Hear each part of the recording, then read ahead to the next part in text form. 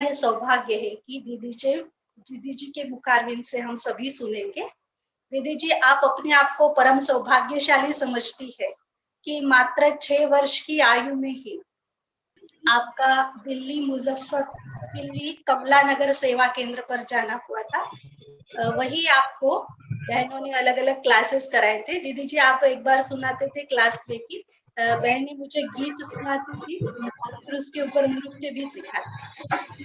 तो 1953 में आपका माउंट आबू कोटा हाउस में 2.5 महीना रहना हुआ, जहाँ बाप दादा तथा मीठी मम्मा की पालना आपको मिली। उसी समय आपको यह नशा था कि मैं ब्रह्मा कुमारी हूँ और मुझे सफेद ड्रेस पहनना है, और तभी से लेकर के खान पान की परहेज और सफेद ड्रेस पहनना यह आपने रखा है।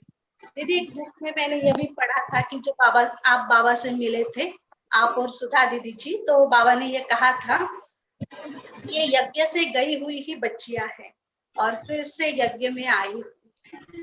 तो ऐसे आपका बहुत बहुत स्वागत है। दीदी जी, आप 12 वर्ष की आयु से ही अमृतसर सेंटर पर दादी चंद्रमणि के पास आपने मीठी पालना ली है, और 1965 में बाबा ने आपको बंबई में सेवा के लिए भेजा था, लेकिन वहां के वातावरण के कारण आपकी तबीयत इतनी ठीक नहीं रही, तो फिर बाबा ने आपको ईस्टर्न जोन में तभी से भेजा है, और 2 साल परदादी जी के साथ रहकर फिर ईस्टर्न जोन में ही अभी तक आप सेवा में उपस्थित है। वर्तमान समय बिहार और जमशेदपुर सब जोन के लिए खास आप अपनी सेवाएं दे रही हैं। दीदी जी, आपके मार्गदर्शन के अंदर अनेक मेगा प्रोग्रामों का आयोजन हुआ है, आपको बड़ा ही उमंग रहता है, और एक मेगा प्रोग्राम में अलका दीदी जी के साथ मैं भी आपके यहाँ आई थी। बहुत मजा आया था, बहुत सारी व्यवस्थाएं और बहुत बड़ा प्रोग्राम वहाँ आयोजन हुआ था, तो हमको बहुत आनंद आया था दीदी जी आपके संपर्क में। तो ऐसे अनेक मेगा प्रोग्राम तथा 1993 में युवा सद्भावना साइकिल रैली का आयोजन आपके नेतृत्व में बहुत सफलतापूर्वक हुआ था, जो यात्रा मुजफ्फरपुर से दिल्ली जमशेदपुर होकर गई, और तथा एक ही प्रोजेक्ट ऐसा जो था जिसका नाम था बिहार में आए बाहर, इसका आयोजन भी आपने बहुत उमंग उत्साह से किया था, जिसमें 12 महीने में 12 जिलों में 12 सेवा केंद्र खुले। तो ऐसे बहुत प्रभावशाली आपका नेतृत्व है। दीदी जी, आपको आज हमें बताते हुए अति हर्ष हो रहा है कि इस वर्ष स्पार्क विंग के अंतर्गत सभी भाई बहन एक प्रोजेक्ट ले रहे हैं, जिसका नाम है वर्तमान पल बने यादगार कल। इसके अंतर्गत इस संगम युग में जो बातें होकर गई है, यज्ञ के लिए, हम ब्राह्मण बच्चों के लिए जो यादगार है, उसको हमने वर्तमान में उसको सुहावना बनाना है, उसको हमें अभी बहुत अच्छे से अनुभव करना है, और यह वर्तमान ही हमारा भविष्य फिर यादगार बन जाएगा, जिसमें हमने 4 सब टॉपिक्स लिए हैं। एक है यादगार से वर्तमान, वर्तमान से यादगार, दूसरा है संबंधों में मधुरता, और तीसरा जो अभी चल रहा है जरा हटके जरा बच, इसका नाम ही जरा हटके है। तो इसके अंतर्गत हमें ऐसे ब्राह्मण जीवन के टास्क लेने हैं जो हमने संकल्प किया है पुरुषार्थ, अभी तक किसी कारण से नहीं कर पाए, जैसे 2 बजे से 5 बजे तक का अमृत वेला पावरफुल एक ही स्थान पर बैठ के, या बहुत अटेंशन से मुरली पढ़ना, या जो भी बाबा से हमने वायदे किए, लेकिन हमको करना तो एक टास्क या चैलेंज के रूप में है, लेकिन इस बात का जरूर ध्यान रखना है कि हमारी शारीरिक या कोई भी किसी भी रीति से उससे हमको कोई नुकसान नहीं होना है, जरा बच के करना है, दूसरों को भी तकलीफ नहीं हो और हम खुद भी उसको बहुत अच्छी रीति से बना ले, ताकि जो हमने आज तक सोचा ये हम नहीं कर सकते हैं या ये हो ही नहीं सकता है, तो इसको हम बहुत अच्छी रीति से संगम पर अनुभव कर ले, क्योंकि यही समय है, फिर ऐसा समय हमको दोबारा नहीं मिलेगा। तो आज का यह विषय है जरा हटके जरा बच के, और इस विषय में दीदी आप हमको बहुत अच्छा मार्गदर्शन करेंगे। तो दीदी जी को मैं अभी आमंत्रित करती हूँ, रानी दीदी। ओम शांति। कल्याण प्रभु मिलन से एक बहुत सुंदर छोटी सी कन्या अपने डांस के द्वारा दीदी का स्वागत करेंगी।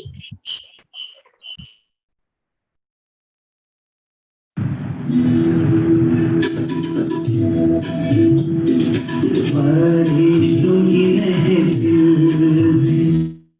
फरिश्ताए कैसा विशेष है, महिमा तो इनकी हम जी क्या, महिमा तो इनकी हम जी क्या, खुदा भी बयां करते हैं, खुदा भी बयां करते हैं, फरिश्तों की महफिल में।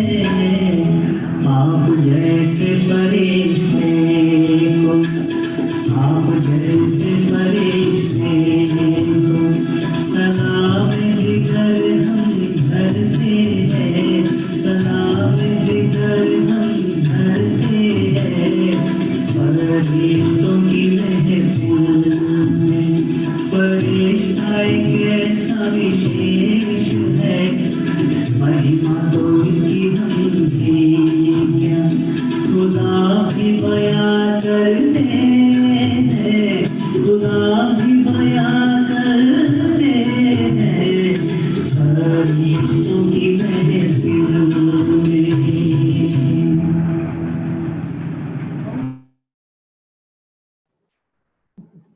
ऐसे बहुत सुंदर रेणुका बहन ने दीदी जी का डांस के द्वारा स्वागत किया। दीदी जी आपको बताते हुए खुशी हो रही है कि इनकी लौकिक बड़ी बहन सेंटर पर ही समर्पित रूप से अपनी सेवाएं दे रहे हैं और आपकी ब्लेसिंग के द्वारा यह कन्या भी बाबा के ज्ञान डांस को कंटिन्यू करे, ऐसी आपकी ब्लेसिंग इस कन्या को मिले। अभी कल्याण प्रभु मिलन भवन से और सभी स्पार्कलर्स की तरफ से आदरणीय अलका दीदी जी, रानी दीदी जी का स्वागत कर रहे हैं।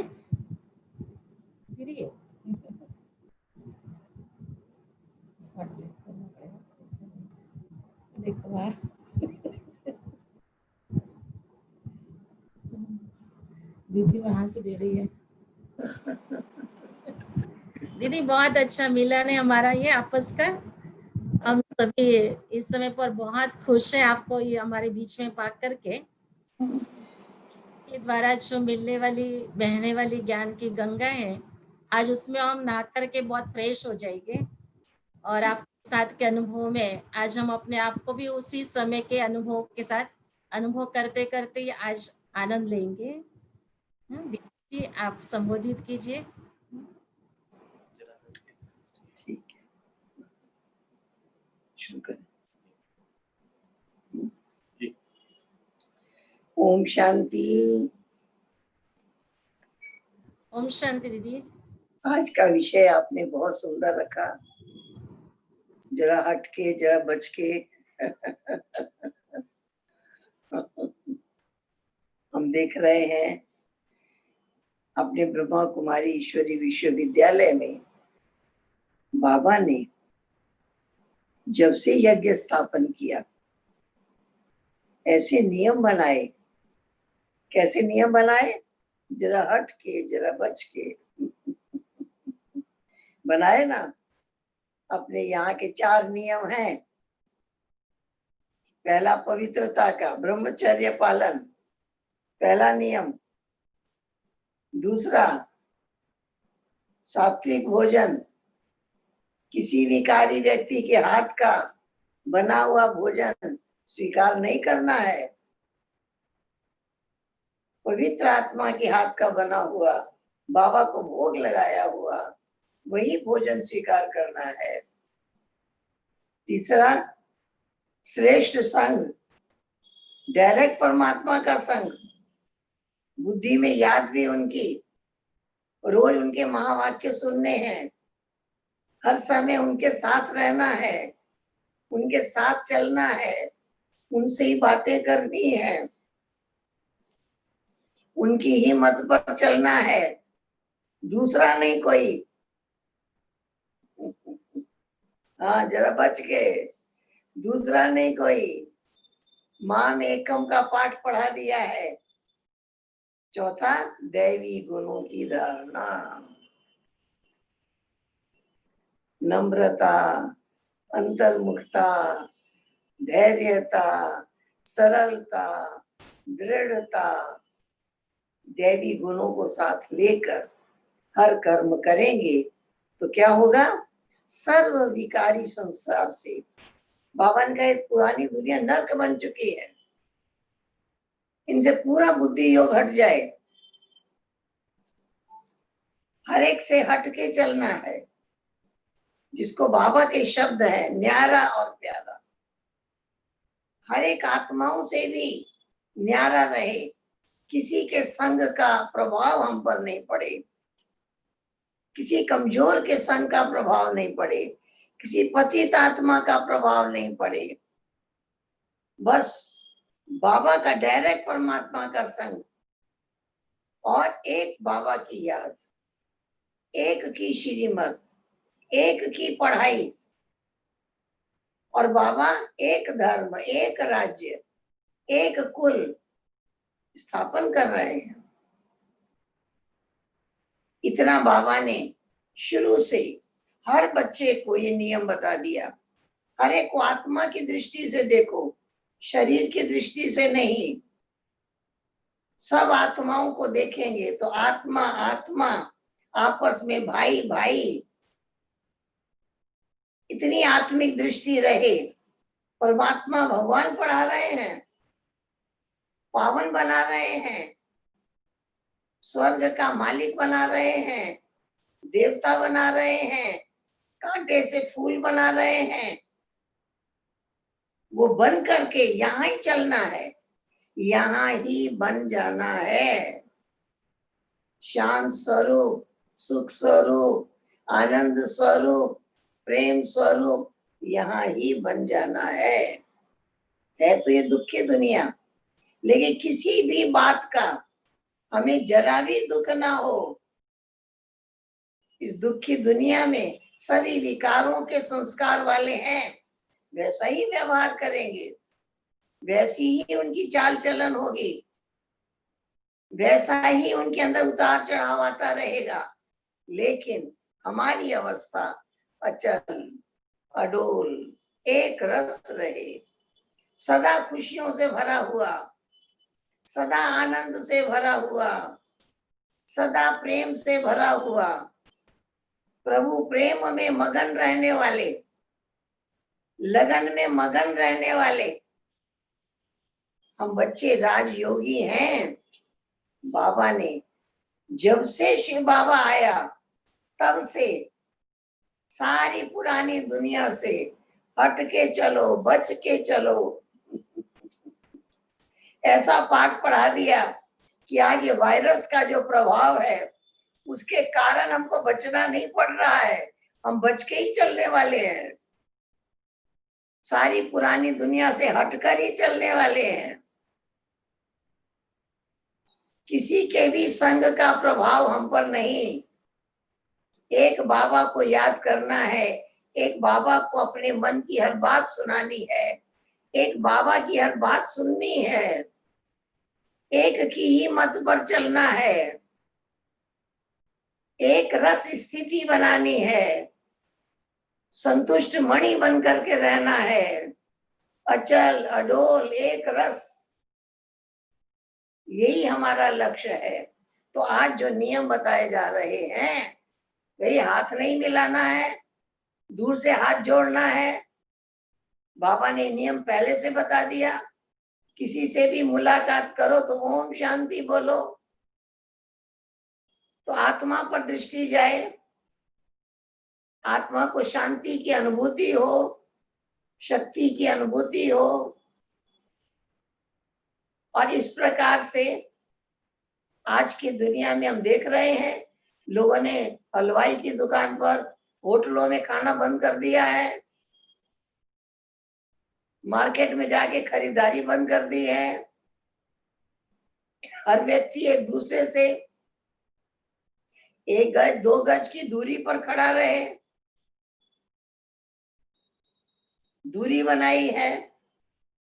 मीठे बाबा ने हमें ये सारे पाठ पहले से पढ़ा दिए हैं कि देहधारियों से दूर रहना है, कोई देहधारी की तरफ लगाव झुकाव ना हो, किसी के प्रति मेरापन ना हो। नष्टो मोहा स्मृति लब्धा, बन करके पहले प्रवृत्ति में रहो, ट्रस्टी बनकर रहो, योग युक्त होकर के रहो, कमल फूल के समान रहो। कितना अच्छा नियम, फाउंडेशन ही ये है, इस पढ़ाई का फाउंडेशन ही ये है। आज अगर हम अपने घर के अंदर बैठे हैं, लोग तो घर में बैठ के बोर हो रहे हैं। बाबा ने तो हमें एकांतवासी बनना सिखाया है, एक की याद में मगन रहना सिखाया है, याद की यात्रा करना सिखाया है। और ऐसी याद है जिससे हम अकेले बैठे हैं, अतीन्द्रिय सुख का अनुभव कर रहे हैं, ज्ञान का मंथन कर रहे हैं, बहुतों के बीच बैठे हुए भी एकांत की अनुभूति करते हैं। आज हमें बंद होके बैठना हमें खराब नहीं लगता है, हमें उसमें भी आनंद आ रहा है। बाबा ने हमें तपस्वी मूर्त बनाया। एक जमाना था लोगों ने तपस्या करने के लिए जंगलों की राह ली, गुफाओं में जाकर अकेले बैठे। बाबा ने कहा है अंतर्मुखता की गुफा में बैठ जाओ। अंतर्मुखता की गुफा में बैठकर एक बाबा को याद करो, दूसरा कोई याद नहीं आए। एक की याद में रहोगे, विकर्म विनाश हो जाएंगे, आत्मा पावन बन जाएगी, देवता बन जाएंगे। हमने देखा है जब हम लौकिक दुनिया को देखते हैं, कोई भी व्यक्ति विकर्म करता है, कोई पाप कर्म करता है, पुलिस पकड़ती है, उसको जेल में डाल देते हैं। जेल में बहुत लोग होते हैं, लेकिन वो व्यक्ति को लगता है मुझे सजा मिल रही है, मेरा यहाँ कोई नहीं है। उसके जब 5 वर्ष 10 वर्ष जेल का पूरा होता है, उसकी सजा खत्म हो जाती है। हम देखते हैं बाबा की याद से विकर्म विनाश कैसे होते हैं। सबसे पहले बाबा ने हमें कहा, बच्चे तुम आत्मा हो, अकेले हो जाओ। मैं आत्मा अकेली आई हूं, अकेले जाना है। अकेले होकर और एक बाबा को याद करना है। पहले एक का मंत्र पढ़ा दिया, फिर देख इतने संबंधियों के बीच रहते हुए भी सबसे मेरा मेरा मेरापन निकल गया। एक बाबा मेरा, दूसरा नहीं कोई। जेल में भी सबसे पकड़ करके अलग करके रख दिया, उसको लगता है यहाँ मेरा कोई नहीं है। और यहाँ हमने अपने को सबसे न्यारा करके एक की याद में मगन होकर के बैठ गए। इस अवस्था में हमारे विकर्म विनाश हो जाते हैं। मैं एक हूं और बाबा एक है, एक की याद है, इससे विकर्म विनाश होते हैं, इससे संस्कार परिवर्तन होते हैं। बाबा के संस्कार मेरे संस्कार बन जाते हैं। जिस तरह से जेल के अंदर इतना समय रहने वाला व्यक्ति इस बात का दुख अनुभव करता है कि यहाँ मेरा कोई नहीं है, और हमें बाबा सबके बीच रखे हुए भी अनुभव करा दिया, मेरा तो एक शिव बाबा, दूसरा नहीं कोई।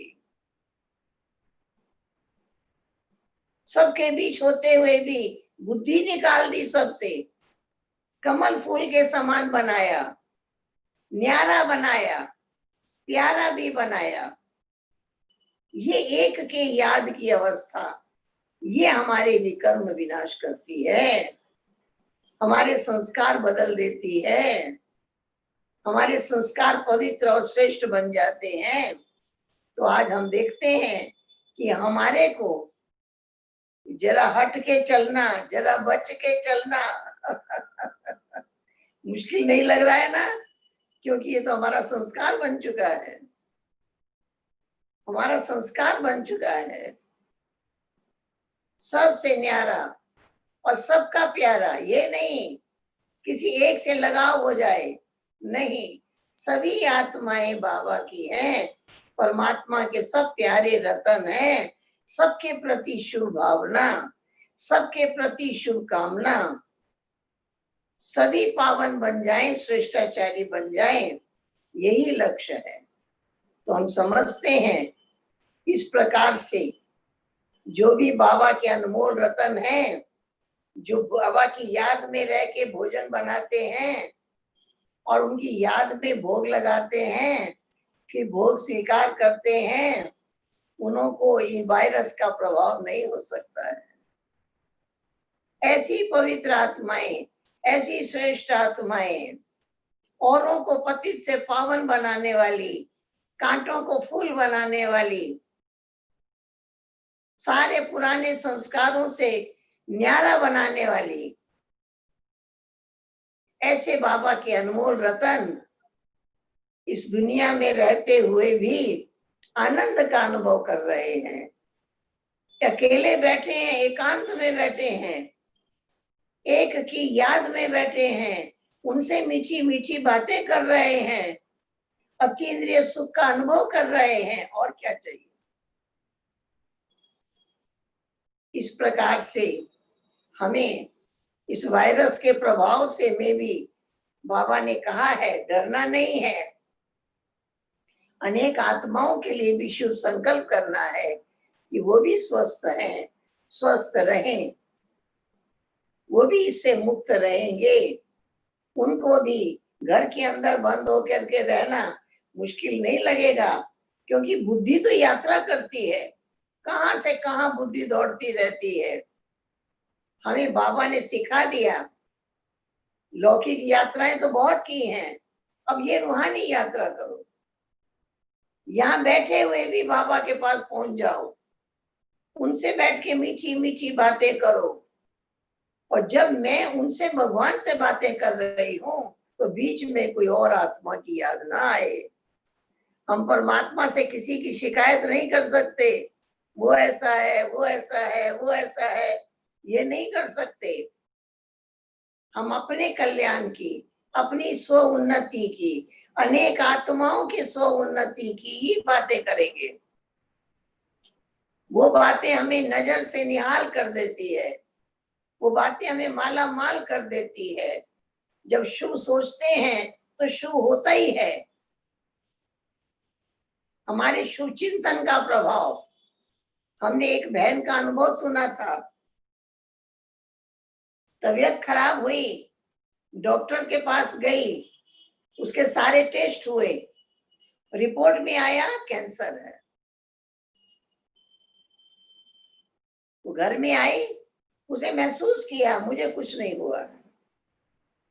उसे चिंतन करना शुरू कर दिया, आपने मुझे ठीक कर दिया, आपका बहुत बहुत शुक्रिया। आपने मुझे ठीक कर दिया, आपका बहुत बहुत शुक्रिया। परमात्मा को याद करने लगी। सुबह से रात्रि तक यही चिंतन करती रही, आपने मुझे ठीक कर दिया, आपका बहुत बहुत शुक्रिया। आपने मुझे ठीक कर दिया, आपका बहुत बहुत शुक्रिया। कोई दवा नहीं खाई। 1 महीना बीत गया, 2 महीने बीत गए, तीसरा महीना भी बीतने लगा। फिर डॉक्टर के पास गई, फिर सारे टेस्ट हुए, रिपोर्ट में आया कैंसर नहीं है। किसने ठीक कर दिया? शुभ चिंतन, श्रेष्ठ चिंतन। इसलिए हमारे चिंतन की बहुत बड़ी शक्ति है, हमारे पास बहुत बड़ी संकल्प शक्ति है। अगर हम ऐसे संकल्प शक्ति से कार्य करेंगे तो इस संकल्प शक्ति से सबके प्रति बाबा आपने सबको ठीक कर दिया, बहुत बहुत शुक्रिया। बाबा सबको ठीक कर दिया, बहुत बहुत शुक्रिया।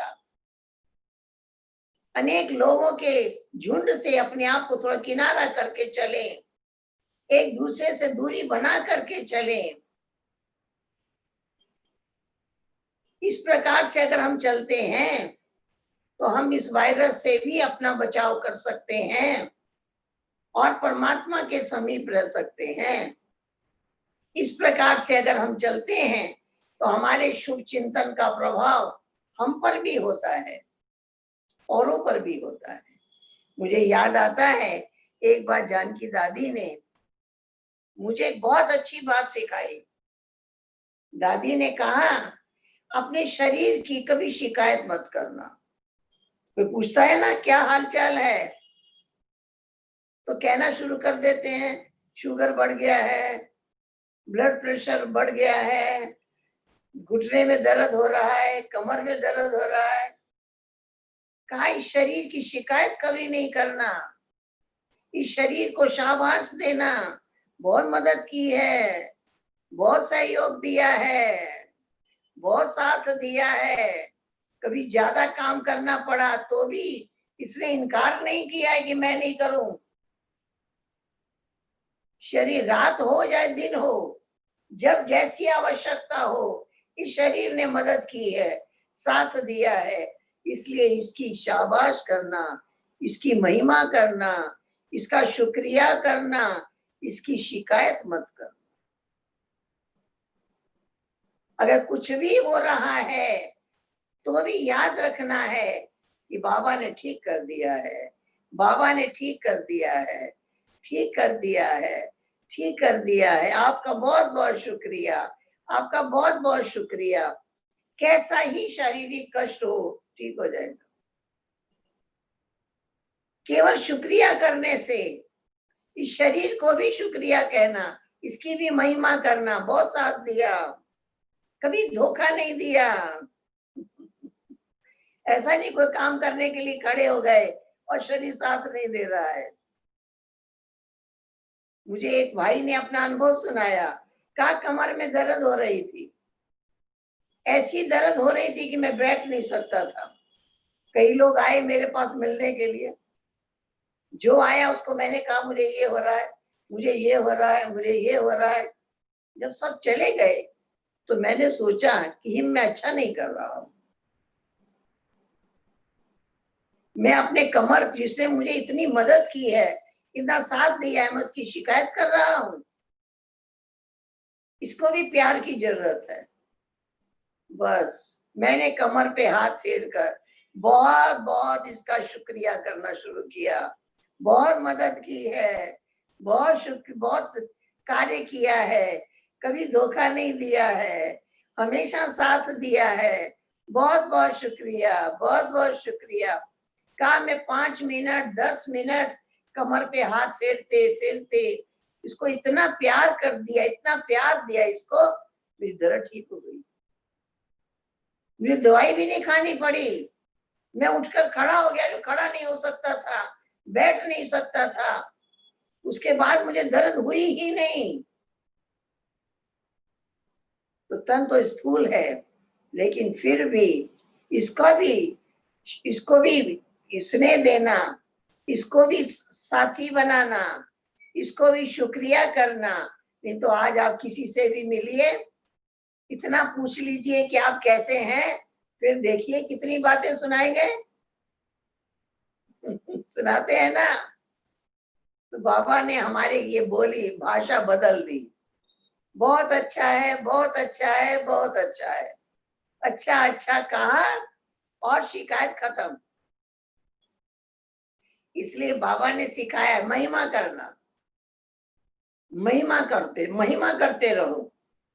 तन की भी महिमा करो, अपनी भी महिमा करो। मैं कितना भाग्यवान हूं। बाबा की भी महिमा करो।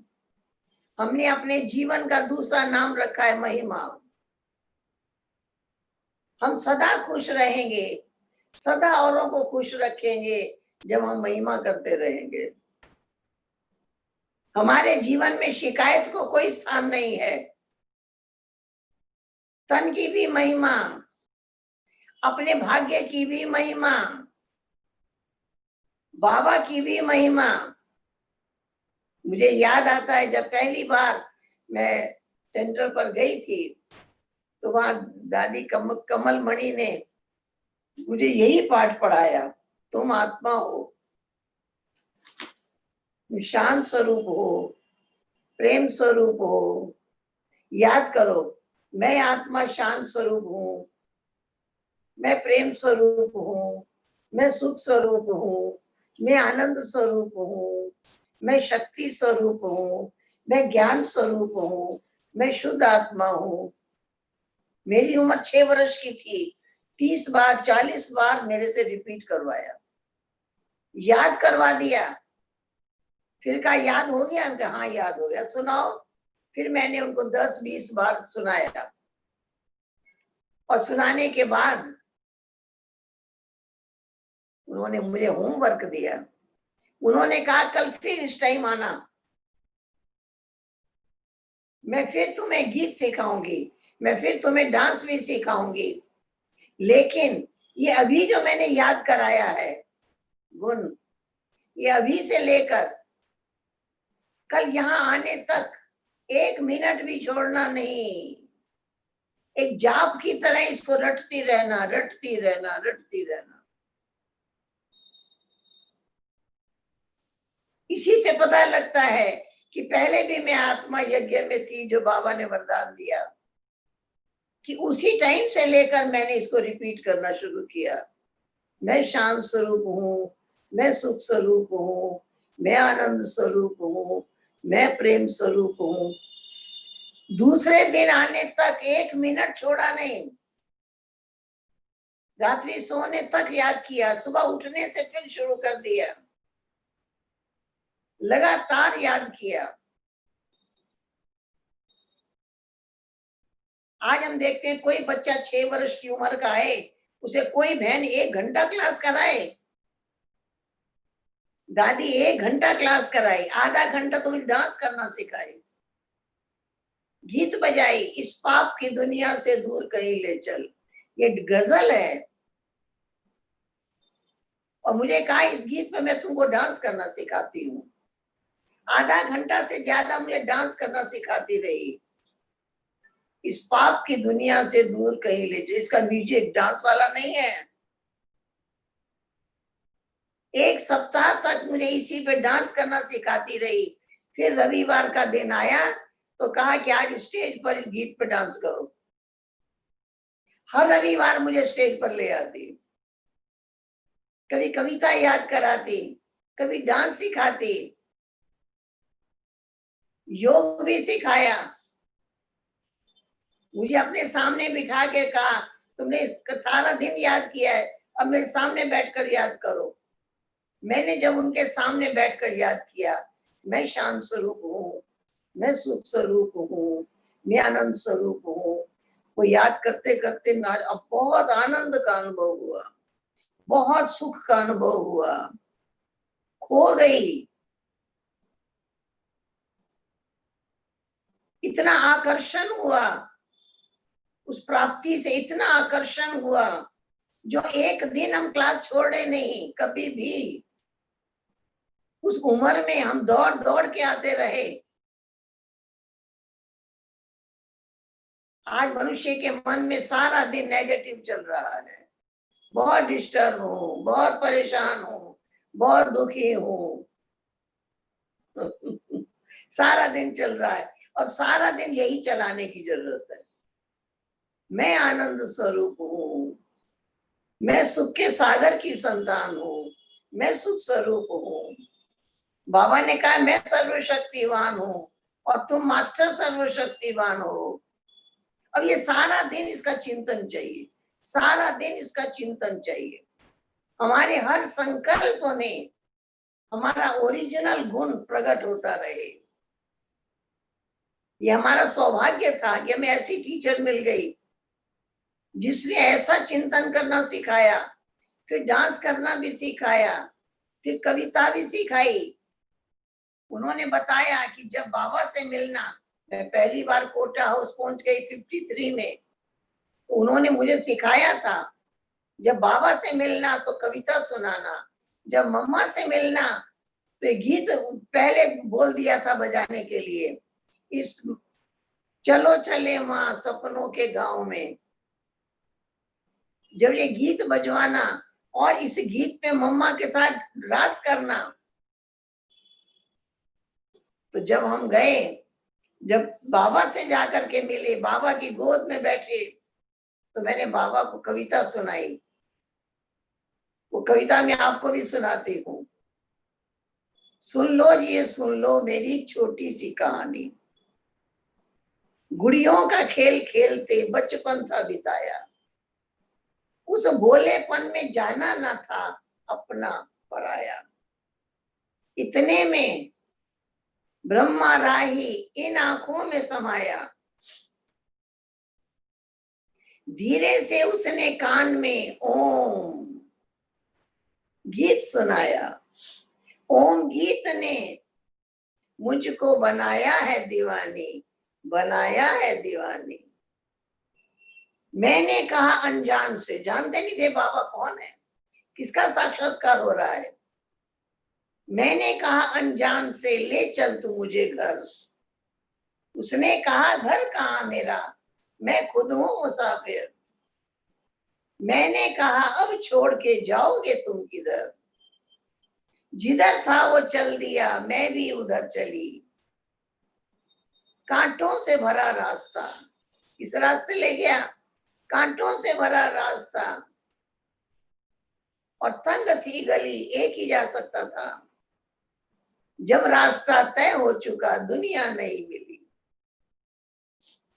फिर फूल बनकर खिल उठी ये मेरी जिंदगानी। सुन लो जी, ये सुन लो मेरी छोटी सी कहानी।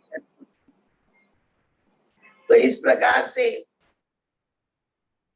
वो दादी हमको इतना याद कराई कि हमने जा करके मधुबन में सुनाया, बाबा को सुनाया, और मम्मा के से जब मिले तो मम्मा को उठाया और रास किया मम्मा के साथ।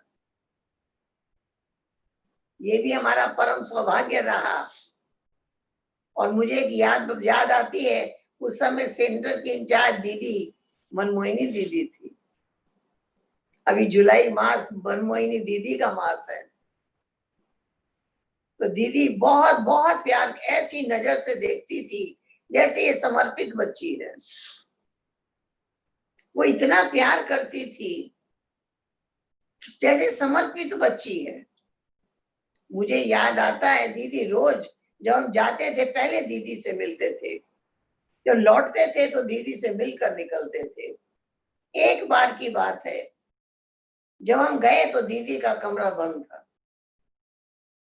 हमने कहा तो दीदी आज नहीं मिलेगी? कहा नहीं, आज नहीं मिलेगी। एक दिन बीता, 2 दिन बीता, 3 दिन बीता, 4 दिन बीता। जब दीदी मिली तो मैंने कहा दीदी आपकी तबीयत ठीक नहीं थी। तो लोग तो तबीयत खराब होती है तब सब मिलने आते हैं, और आप रोज मिलते थे और तबीयत खराब हुई तो मिलना बंद कर दिया। दीदी ने बहुत अच्छी बात सुनाई। दीदी ने कहा कि मेरे को बुखार हो गया।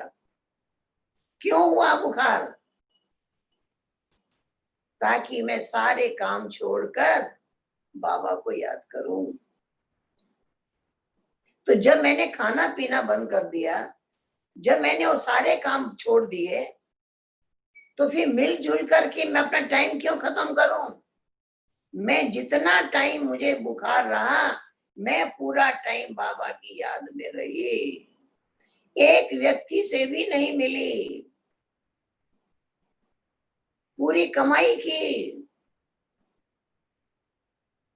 वो बाबा ने बिठाया इसीलिए कि बच्ची पूरा टाइम मेरे पास बैठे, मेरी याद में रहे। वंडरफुल बात लगी कि तबीयत खराब हुई तो तपस्या का मौका मिला, याद का मौका मिला, योग में बैठने का मौका मिला, सारे काम छोड़ दिए। तो जब सारे काम छोड़ दिए तो फिर एक की याद में बैठ करके पूरी कमाई कर ले। तो जब दीदी का फीवर खत्म हो गया तब सबसे मिली। तो ये भी हमने एक बहुत बड़ी प्रेरणा ली। जब कोई शारीरिक तकलीफ हो तो तपस्या में बैठ जाओ। एक दिन की बात है, हम जब सेंटर जाते थे रास्ते में एक टॉफी वाले की दुकान थी। उसे टॉफी खरीद करके मुंह में मेरे टॉफी थी, खाते खाते वहां पहुंच गए। दीदी से जाकर मिली। दीदी ने कहा क्या खा रही है? मैंने कहा टॉफी खा रहे हैं। अच्छा लगता है? जी दीदी। अच्छा, कितना पैसा घर में रोज मिलता है? स्कूल जाते थे तो मैंने बताया कि घर में सब लोग देते हैं, उतना देते हैं ताकि फालतू खर्चा ना हो। तो दीदी ने कहा कि कल से मैं तुमको रोज टोली खिलाऊंगी।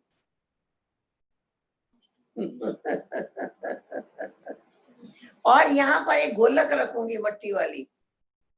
जितना पैसा देते हैं माता पिता दादा दादी स्कूल जाने के टाइम, वो सारा पैसा इस भंडारी में डालना। तो जब मैंने घर में सुनाया तो सब ज्यादा पैसा देने लगे। और तब से ये टॉफी खाना बंद हो गया और मैंने उस भंडारी में डालना शुरू कर दिया। मेरी अलग भंडारी थी, उसमें रोज जाना, जितना पैसा मिलता उसमें जाके डालती। तो जब पहली बार 53 में मैं माउंट आबू गई तो वो भंडारी भर गई थी। दीदी ने वो मेरे को हाथ में दी, कहा जब बाबा से मिलना है तो बाबा को हाथ में देना। मैंने देखा मेरी उम्र इतनी कम थी और इतने कड़े कायदे दीदी ने सिखाए। आज भी कोई टॉफी, गोली, बिस्किट कुछ भी नहीं खाते हम। कब सिखाया? कुछ 6 वर्ष की उम्र में दीदी ने सिखाया। जो भी पैसा उस पे खर्च होता है उसे जमा करना सिखाया। और मैंने वो भंडारी गोलक बाबा के हाथ में दी तो मैंने देखा कि बड़ी दीदी ने ये नहीं देखा ये तो बच्चा है, कि छोटे से बच्चे को क्या सिखाना है। सब कुछ सिखाया, इतने ईश्वरीय नियम, मर्यादाएं, कायदे सब कुछ सिखाया। और जब मैं मधुबन में गई बाबा के पास 2.5 महीना पहली बार रही और बाबा ने जो सफेद सफेद फ्रॉक मुझे पहनाते गए, थोड़े थोड़े दिनों के बाद मम्मा की फ्रॉक भी छोटा करके मुझे पहनाई। इस प्रकार से जो मिलता गया वो एक संस्कार बन गया। जब हम आए लौट करके उसके बाद हमने कभी रंगीन कपड़ा नहीं पहना। एक नशा रहा, बाबा के थे, बाबा के हैं, बाबा के होके रहेंगे, बाबा की हर श्रीमत का पालन करेंगे, बाबा की हर आज्ञा का पालन करेंगे। किस टाइम बाबा को याद करना है, कब मुरली सुनना है, सब पाठ पक्के हो गए। पहली बार जो 2.5 महीने हम माउंट आबू रहे, बाबा हर रोज मुरली के बाद सब बच्चों को घुमाने ले जाते थे। आबू की हर अलग अलग पहाड़ी पर रोज जाते थे। मुझे लगता है कि 2-2.5 महीने में हम बाबा के साथ सब पहाड़ियों पर चढ़े हैं। पहाड़ियों पर ले जाने के बाद बाबा वहां बिठाते और कहते देखो बच्चे ऊपर आकाश के नीचे बैठे हैं, यहाँ बैठकर आकाश से पार जाना कितना सहज है। चलो आकाश से पार परम धाम की सैर करो। इस प्रकार से मीठे बाबा ने वहां रोज रोज आना, पहाड़ियों पर ले जाकर और योग सिखाया। कैसे याद में बैठो, कैसे आकाश से पार चले जाओ, यात्रा करना सिखाया। यात्रा, और यात्राएं तो शरीर से होती हैं, ये तो बुद्धि की यात्रा है। परम धाम जाओ, सूक्ष्म वतन जाओ, और बाबा खुद बैठकर सिखा रहे हैं। इस प्रकार से मीठे बाबा ने देह भान से दूर होना सिखा दिया। शरीर यहाँ बैठा है, तुम जाओ वहां परम धाम में होकर आओ। आओ तो खाली नहीं आना, पावर लेके आना, शक्तियां लेकर आना, भरपूर होकर के आना, ये भी सिखाया। तो इस प्रकार से मीठे बाबा ने अपनी नजरों में रखा, मीठी नजर से निहाल कर दिया, माला माल कर दिया। और मुझे याद आता है कि बाबा का दिल्ली में, मम्मा का दिल्ली में आना हुआ, बाबा का भी दिल्ली में आना हुआ। कुछ समय के बाद हम लोग अमृतसर में चंद्रमणि दीदी के पास रहे। चंद्रमणि दीदी ने बहुत बहुत मीठी पालना की। उन्होंने सिखाया कि बाबा के पास जब बैठो, बाबा के पास जब जाओ तो बाबा से बहुत पावर लो, बाबा के पास बहुत शक्ति इकट्ठी करो, क्योंकि बाबा बच्चों को इतनी पावर देने वाला है। बाबा की याद में बैठो, पावरफुल हो जाओ। हमारी चंद्रमणि दीदी हमें 4 घंटा योग कराती थी। एक एक को अपने सामने बिठाकर 1-1 घंटा दृष्टि देती थी। मेहनत करती थी, कहती थी पहले देह भान से प्यार पार हो जाओ, पहले देह भान से न्यारे हो जाओ, फिर बाबा को याद करो, फिर बाबा से सारी शक्तियां लो। और जब योग पूरा होता था तो दीदी पूछती थी क्या पाया, अनुभव सुनाओ, और रोज अनुभव सुनाना होता था। दीदी ने सिखाया, शक्तियां लेना सिखाया। कहा बाबा के पास गए, शक्तियां लेना सीखो। कैसे सीखें? हमने पूछा कैसे शक्तियां ले? तो दीदी ने बताया जैसे पंखे के नीचे बैठे हैं, हवा लग रही है ना, लाइट जल रही है तो रोशनी मिल रही है ना। तो जब बाबा के पास शांति के सागर के पास बैठे हैं तो अपरम अपार शांति की अनुभूति करो, लो, लेना सीखो। आनंद के सागर के पास बैठे हैं, वो आनंद की लहरें आ रही हैं, वो शीतल लहरें आ रही हैं, उसका अनुभव करो, महसूस करो, प्राप्तियां करना सीखो। मम्मा ने सिखाया, जैसे एक डॉक्टर इंजेक्शन के अंदर दवाई भरता है तो पहले दवाई की शीशी में सुई को घुसा देता है, फिर खींचता है। ऐसे आपने अपनी बुद्धि रूपी सुई को बाबा तक पहुंचाया, फिर खींचो, पावर लो, शक्तियां लेना सीखो, अपने आप को भरपूर करो। बहुत अच्छी विधि सिखाई, बहुत अच्छी विधि सिखाई। तो इस प्रकार से हम बाबा की याद में, इस प्रकार से याद का अनुभव, प्राप्तियों का अनुभव करने लगे। तो ऐसे ऐसे योग की देही अभिमानी अवस्था का अनुभव, हमने दीदी को कहा मैं आत्मा हूं, मैं आत्मा हूं, अपने को बार बार कहते हैं लेकिन आत्मा का अनुभव नहीं होता है। तो दीदी ने कहा बैठ जाओ, जो अनुभव हो तब उठना, तब तक बैठे रहो।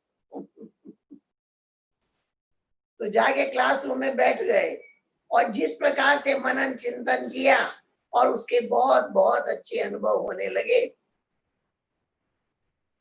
ऐसे मीठे बाबा ने बहुत बहुत मीठी नजर से, बहुत मीठी पावर से ऐसे किया।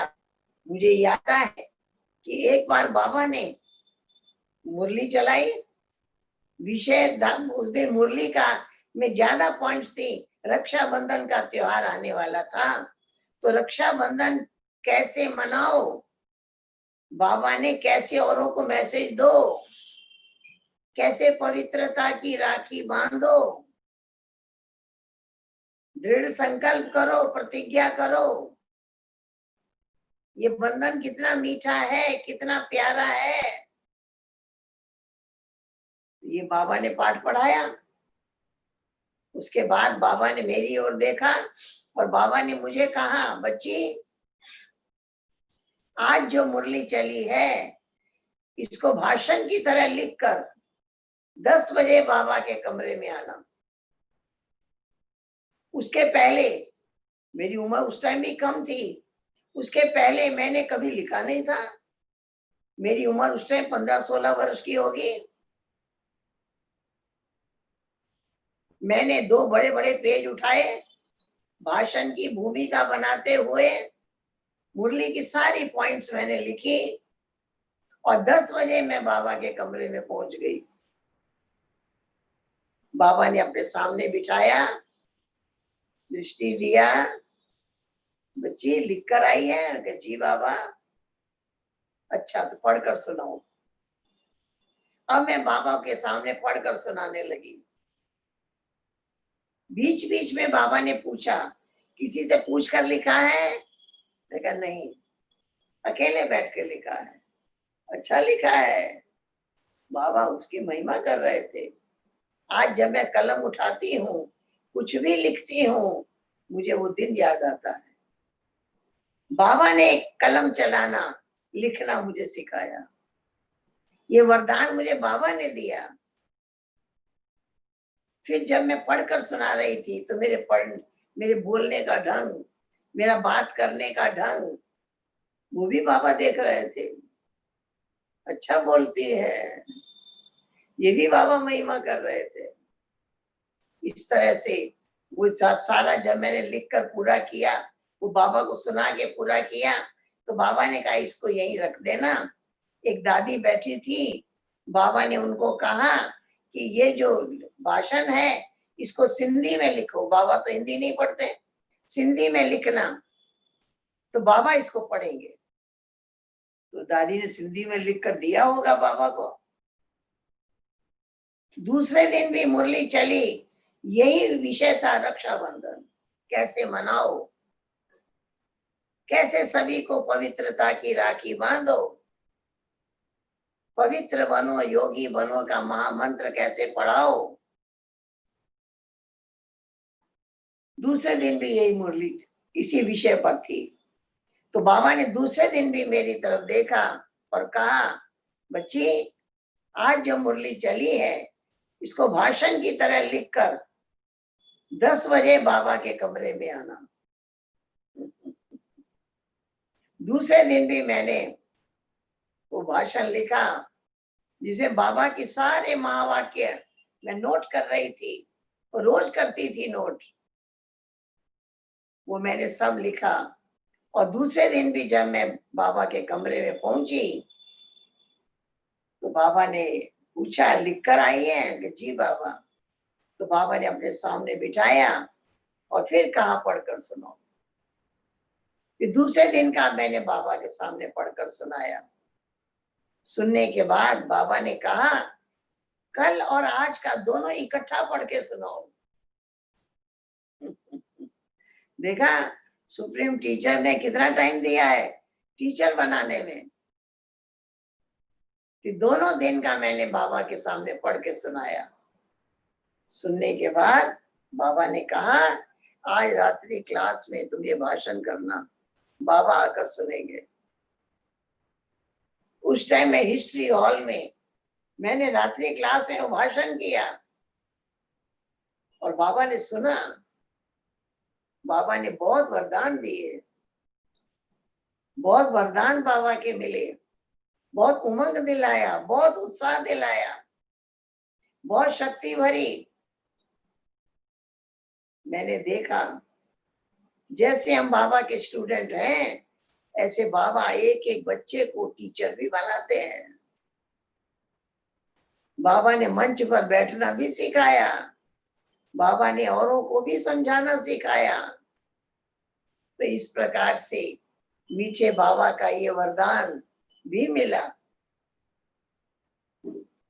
बाबा की इतनी मीठी पालना, इतनी मीठी पालना बाबा की मिली। बाबा ने मुझे कहा था, बच्ची किसी समय बाबा के कमरे में आ सकती हो, कोई रोकेगा नहीं। तो सुबह के टाइम गुड मॉर्निंग करने भी हम बाबा के कमरे में सुबह सुबह 4 बजे चले जाते थे। रात्रि बाबा के सोने का टाइम, उस टाइम भी चले जाते थे गुड नाइट करने के लिए। दिन में भी जाते, सारा दिन बाबा के साथ साथ साथ साथ घूमते। बाबा सुबह घुमाने ले जाते, वहां से आकर बाबा सबके साथ सब्जी काटने बैठते, फिर अनाज साफ करने वालों के बीच बैठते। जहां जहां बाबा बैठते वहां वहां हम साथ साथ रहते। बाबा की दृष्टि भंडारे पर भी बहुत रहती। बाबा 3-4 बार भंडारे में भी चक्कर लगाते। बाबा के जाने से ही भंडारे का वातावरण ही पावरफुल हो जाता।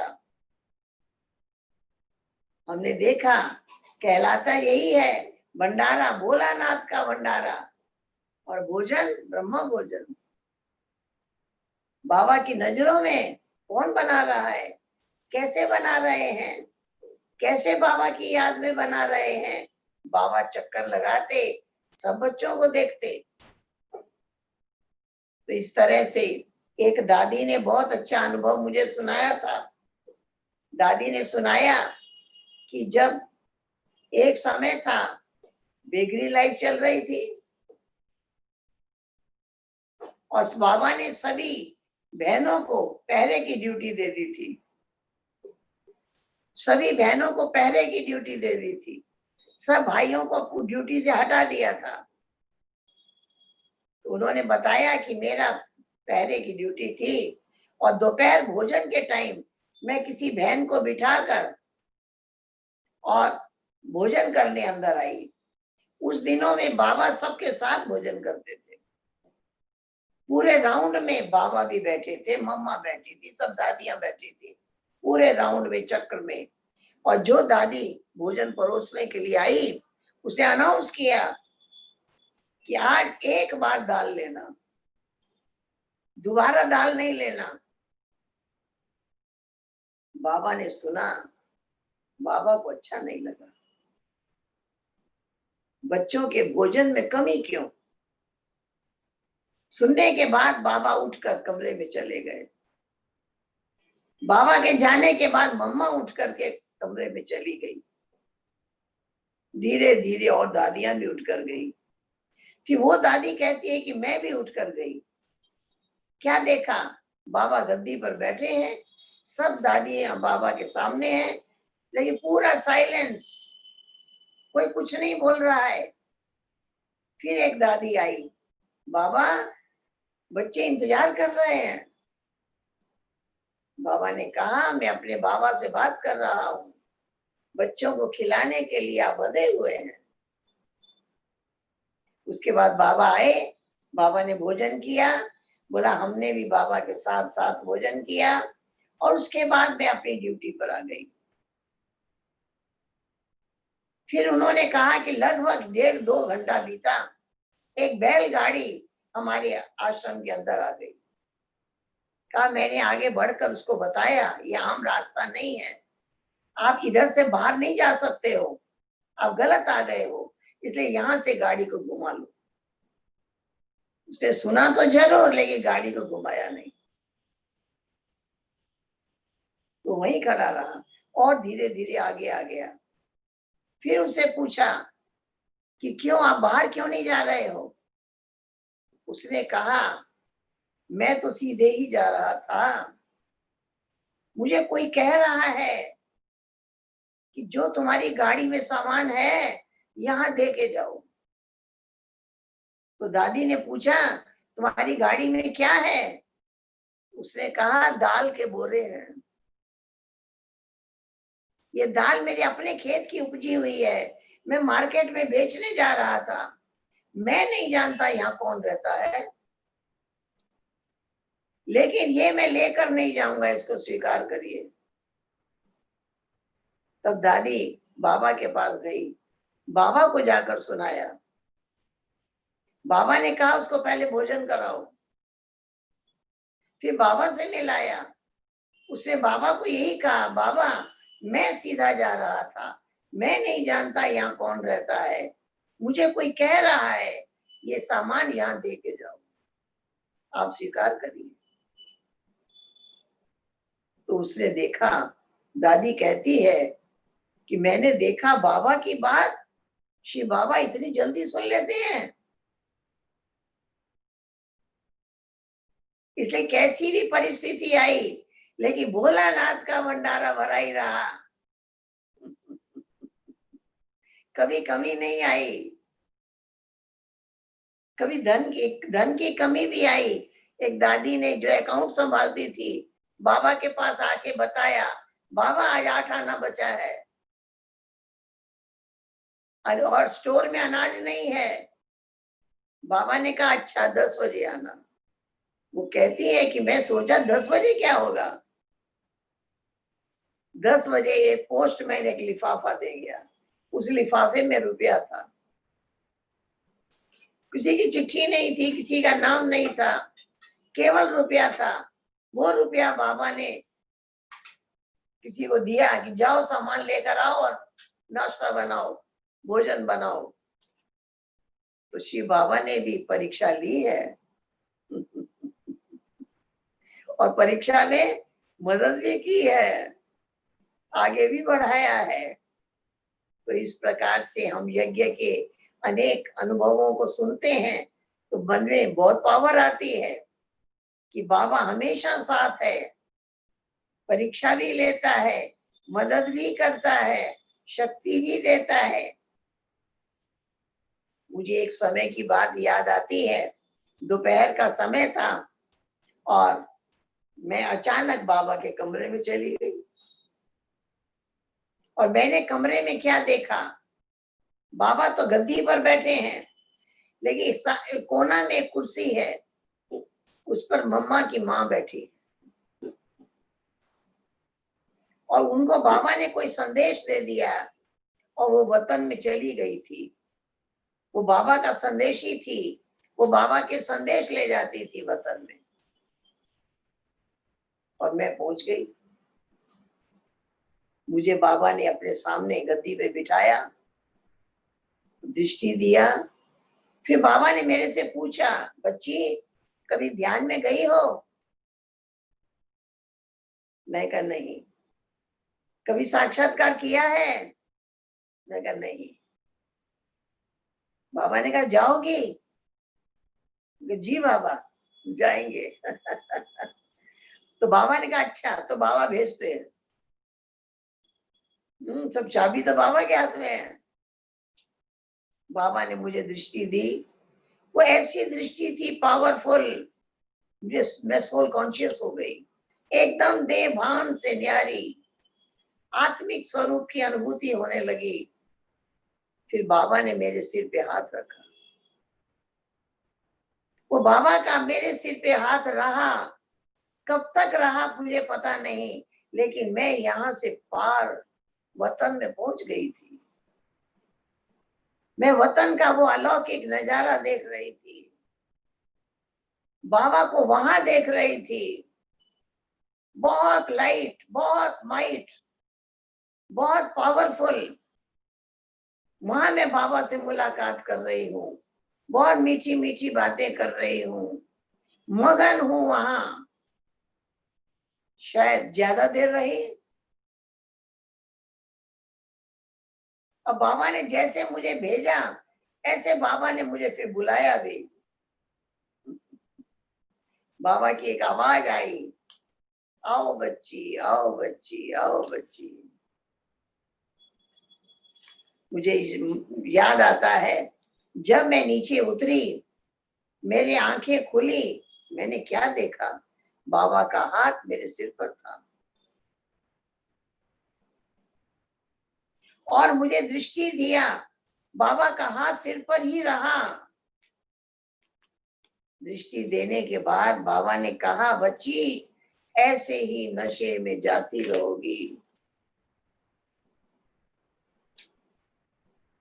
सतगुरु रूप से बाबा ने ये भी विशेष अनुभूति कराई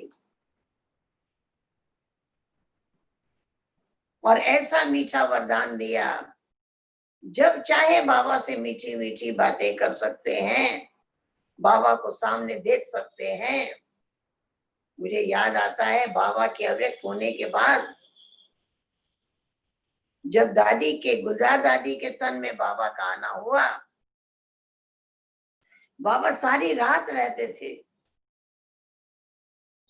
और हम जब तक बाबा रहते थे हम सामने बैठे रहते थे। सुबह तक हम बैठे रहते थे बाबा के सामने और बाबा के पास जाके मीठी मीठी बातें भी करते, मुलाकात भी करते। एक दिन बाबा की मुरली पूरी हुई और स्टेज से बार बार अनाउंसमेंट हुई कि कोई स्टेज पर नहीं आएगा, कोई आकर मिलेगा नहीं। कुछ ज्यादा अनाउंसमेंट हुआ, हमको अच्छा नहीं लगा। क्यों नहीं मिलेंगे बाबा से? बाबा हमारा है, हम तो जरूर मिलेंगे बाबा से। लेकिन अनाउंसमेंट से मन नाराज हुआ। हम उठकर अपने कमरे में चले गए। कमरे में जाने के बाद नींद नहीं आई।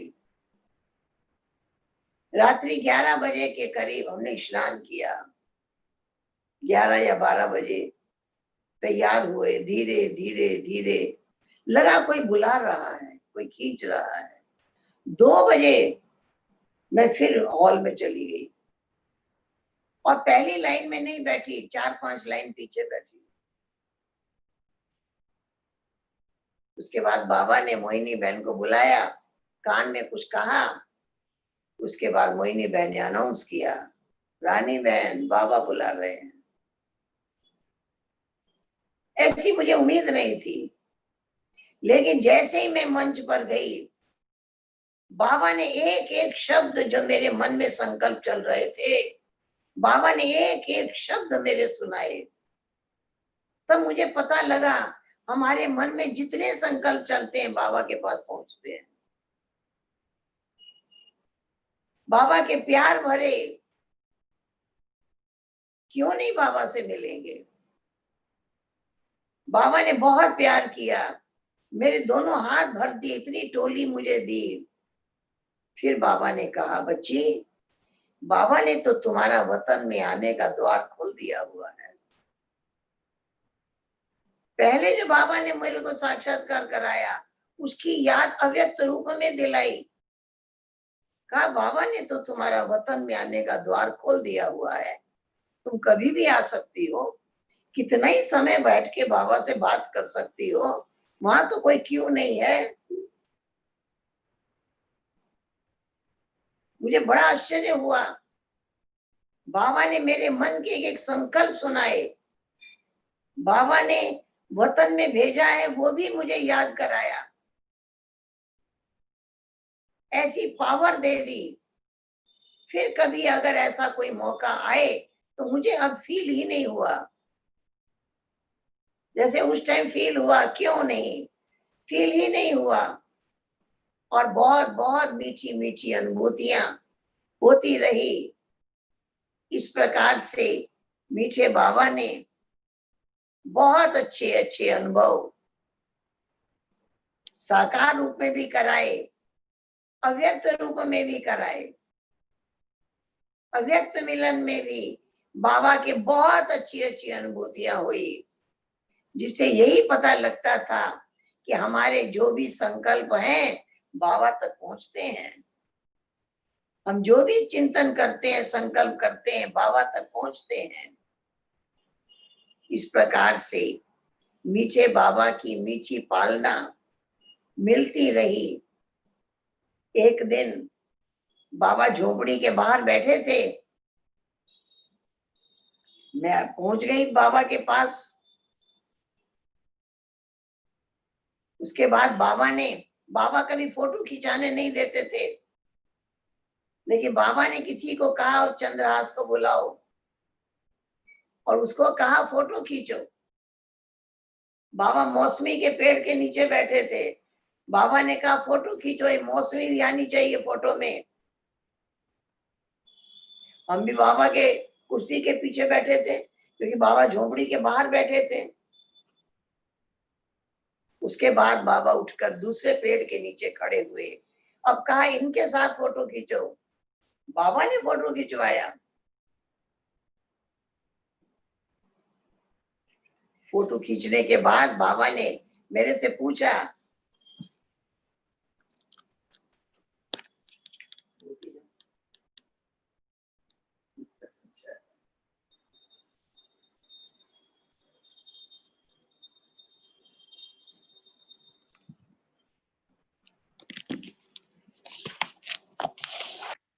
फोटो खिंचवाने के बाद बाबा ने मेरे से पूछा, बच्ची बॉम्बे देखी है?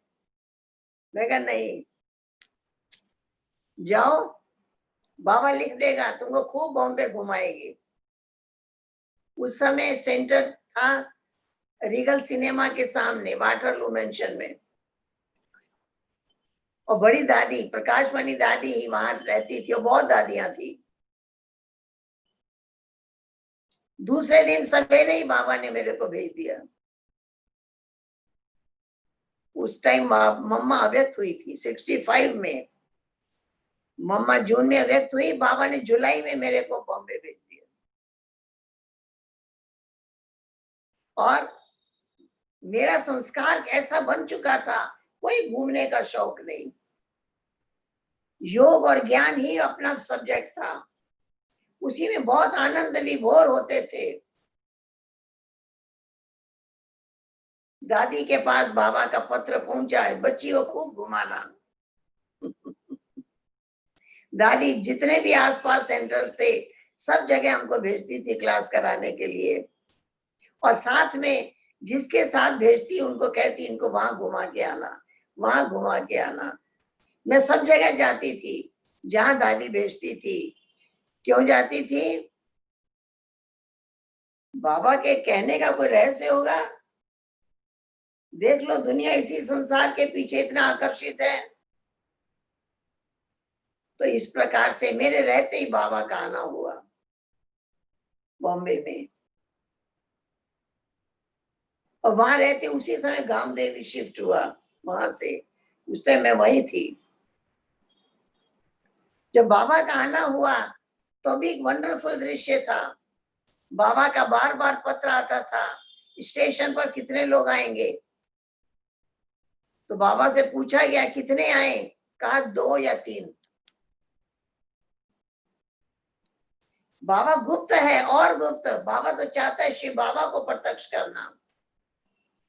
तो बाबा जानते हैं कि कोई भी देखेगा बाबा को और बहुत भीड़ इकट्ठी होगी स्वागत करने के लिए, तो शिव बाबा को तो कोई नहीं देखेगा ना। जहां बाबा को ठहराया गया था 7th फ्लोर पर, वहां के लिए भी बाबा का पत्र आया कि बाबा जहां उतरेंगे वहां कितने लोग होंगे। तो वहां भी बाबा ने कहा बस 2। लिफ्ट के पास कितने होंगे, वहां भी 2।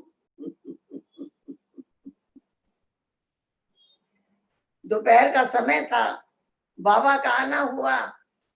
क्योंकि हर जगह 2-2 को ही रहना था, इसलिए सब वहां क्लासरूम में बैठे थे,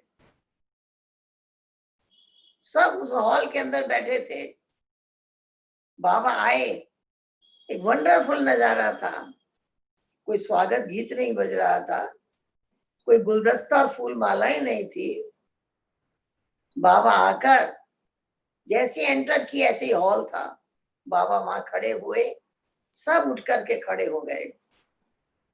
इतनी साइलेंस थी, बिल्कुल साइलेंस। 2-3 मिनट या 5 मिनट तक बाबा वहां खड़े रहे। फिर बाबा ने कहा सलाम वालेकुम। सबने जवाब दिया वालेकुम सलाम। बड़ा आकर्षणमय दृश्य था, अलौकिक, वंडरफुल। फिर बाबा धीरे धीरे बच्चों को दृष्टि देते मंच पर आए और खड़े होकर बाबा ने सबको दृष्टि दी, और फिर बाबा ने सबको बिठाया। तो इस तरह हमने देखा कि बाबा हमेशा शिव बाबा को ही प्रकट करना चाहते, उनको ही दिखाना चाहते।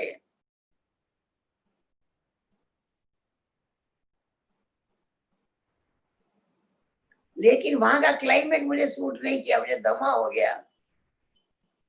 मैं बहुत दुबली पतली गई थी, और दमा की जब दवाई खाई उसमें मैं बहुत मोटी हो गई थी, शरीर फैल गया था। बाबा के पास खबर जा चुकी थी कि डॉक्टर कहते हैं यहाँ ठीक नहीं होगा, बाहर भेजो। बाबा चाहते थे कि मैं बॉम्बे में ही रहूं, लेकिन चंद्रमणि दीदी आई और बाबा ने मुझे उनके साथ रवाना कर दिया। मुझे लगता है 15 मिनट या आधे घंटे के अंदर बाबा ने वहां से भेजा। इस तरह से मैंने देखा, और फिर बाबा ने मुझे बुलाया आबू में, और बाबा ने कहा ईस्टर्न जोन में जाओ, वहां ठीक हो जाएगा। मैं ईस्टर्न जोन में आई, ठीक हो गया, क्योंकि समुद्र का जो क्लाइमेट था वो सूट नहीं कर रहा था। तो इस प्रकार से मीठे बाबा की मीठी दृष्टि, नजर से निहाल करने वाली, आगे बढ़ाने वाली, टीचर भी बनाने वाली, साक्षात्कार भी कराने वाली, सेवा में भी आगे बढ़ाने वाली, कदम कदम पर बाबा ने गाइड किया। कदम कदम पर बाबा ने अपना बनाया, पावर दिया, इतना पावरफुल बनाया। इस प्रकार से बाबा की मीठी पालना, दादियों की मीठी पालना मिली। बॉम्बे में मैं दादी के साथ थी, बड़ी दादी के साथ। दादी एक दिन लेटी हुई थी और मैं दादी के पास बैठी थी। दादी के सिर में दर्द था, मैं पास में बैठी थी। अचानक दादी बोली, देखो मेरे सामने बाबा खड़ा है। दादी के बोलने से मैं भी बाबा को देखने लगी। फिर दादी शांत हो गई, बिल्कुल शांत, आंखें बंद थी दादी की। फिर दादी ने बोला, सारे दिन में कोई समय ऐसा नहीं होता जब बाबा मेरे सामने ना हो।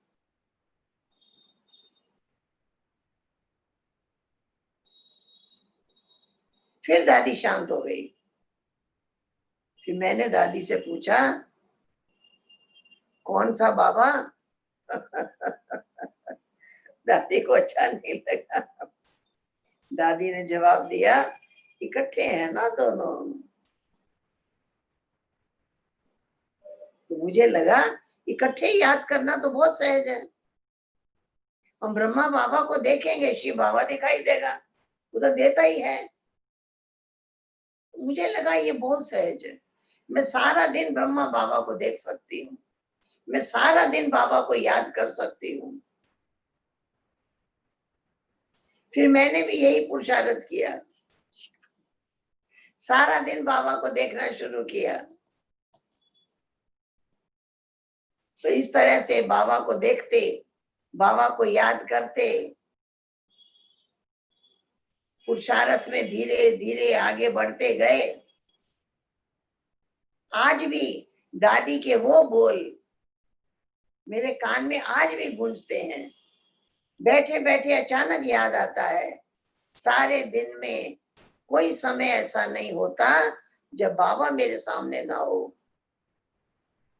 आज भी ये शब्द कान में गूंजते हैं, आज भी ये याद आता है। इस प्रकार से मीठी दादी ने भी बहुत वरदान दिए, बहुत वरदानों से भरपूर किया। और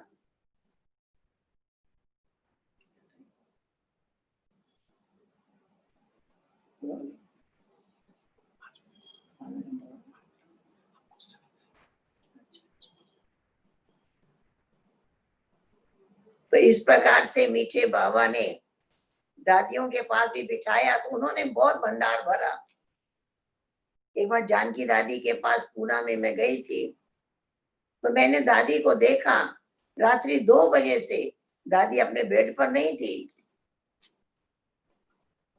मैं 2 बजे उठकर सारे सेंटर पर चक्कर लगाया कि दादी कहाँ है, कहीं लाइट नहीं जल रही थी। 4 बजे दादी हॉल में बैठी थी। जब 4:45 बजे दादी कमरे में आई, मैंने दादी से पूछा, दादी 2 बजे आप कहाँ थे? तो दादी ने कहा, मैं ऑफिस रूम में बैठी थी। मैं कहा, लाइट नहीं जल रही थी। तो दादी ने कहा, मैं परम धाम में बैठी थी, वहां अखंड ज्योति ब्रह्म तत्व, प्रकाश ही प्रकाश है, प्रकाश ही प्रकाश है। मैं इतने बड़े लाइट में बैठी हूँ, तो यहाँ की लाइट की क्या जरूरत है? फिर मैं सूक्ष्म वतन में बैठी, वहां भी लाइट ही लाइट है। रात को 2 बजे यहाँ में लाइट जलाऊंगी तो और लोग आजू बाजू वाले क्या कहेंगे, क्यों 2 बजे रात को लाइट जल रही है? बड़ी प्रेरणा मिली मुझे। कैसी वंडरफुल यात्रा है ये। दादी परम धाम में पहुंच गई, वहां के प्रकाश की अनुभूति कर रही है, वहां का प्रकाश देख रही है, वहां शिव बाबा को देख रही है, उनके समीप बैठी है। यहाँ के लाइट की आवश्यकता उनको नहीं है।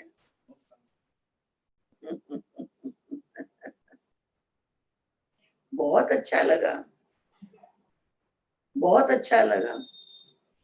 फिर मैंने दादी से पूछा, आप 2 घंटे 3 घंटे मनन चिंतन करते हैं, हम तो थोड़ा टाइम मनन करते हैं, उसके बाद आगे बंद हो जाता है। आप मुझे मनन चिंतन करना सिखाइए। मैं भी चाहती हूँ 2 घंटे तक मनन करूं, चिंतन करूं। दादी ने मेरे से पूछा, आप 7 दिन का कोर्स कराते हैं? मैं हाँ कराते हैं। दूसरा प्रश्न दादी ने पूछा, अपने को कोर्स कराया है? मैं कहा नहीं, अपने को कोर्स नहीं कराया है। तो दादी ने कहा अपने को कोर्स कराओ। किसी को भी आप कोर्स कराती हैं तो 1 घंटा, 1 घंटा लगता है ना, 1 घंटे से ज्यादा भी लगता है। ज्यादा प्रश्न पूछने वाला होता है तो 1 घंटे से ज्यादा भी टाइम लग जाता है। अपने को कोर्स कराओ। नए व्यक्ति को जितने छोटे छोटे एग्जाम्पल सब सुनाते हैं, सारे एग्जाम्पल अपने को सुनाना। और कहा आप अपने को कोर्स कराना और 1 घंटे से पहले खत्म होने नहीं देना। अगर खत्म हो जाए तो प्रश्न पूछना, फिर उसका जवाब देना, फिर प्रश्न पूछना, फिर जवाब देना। मतलब 1 घंटा पूरा होने से पहले खत्म होने नहीं देना। बहुत अच्छा सावधान किया दादी ने। और ये भी दादी ने बताया, आज दिन तक मैं हर रोज अपने को 1 घंटा क्लास कराती हूँ। 1 घंटा में अपने आप को पढ़ाई जरूर कराती हूँ। बहुत प्रेरणा मिली। मुझे लगा जैसे कोई लॉटरी मिल गई है। अपने आप को कोर्स कराना बहुत सहज बात है। फिर जब मैंने अपने आप को कोर्स कराना शुरू किया, घड़ी देखकर मैं बैठी और हर एग्जाम्पल जितना नए लोगों को समझाते हैं सारा अपने आप को सुनाते गई। जब पूरा हो गया, घड़ी देखा तो आधा घंटा हुआ। फिर मैंने अपने आप से प्रश्न पूछा कि आधे घंटे से मैं ये अच्छी तरह स्पष्ट कर चुकी हूं कि मैं आत्मा हूं, मैं शरीर नहीं हूं।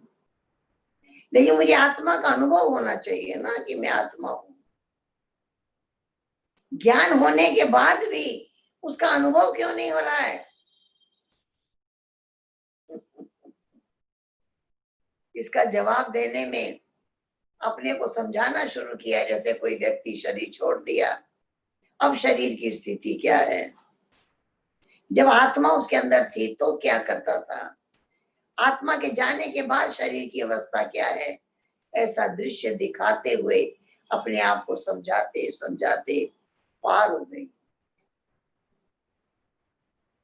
और 15-20 मिनट के बाद मुझे लगा एकदम आवाज से परे पूरा साइलेंस की दुनिया में मैं पहुंच गई हूँ। पूरा आत्म अनुभूति हो रही है, पूरी आत्मा के गुणों का अनुभव हो रहा है, वो शक्तियां मिल रही है।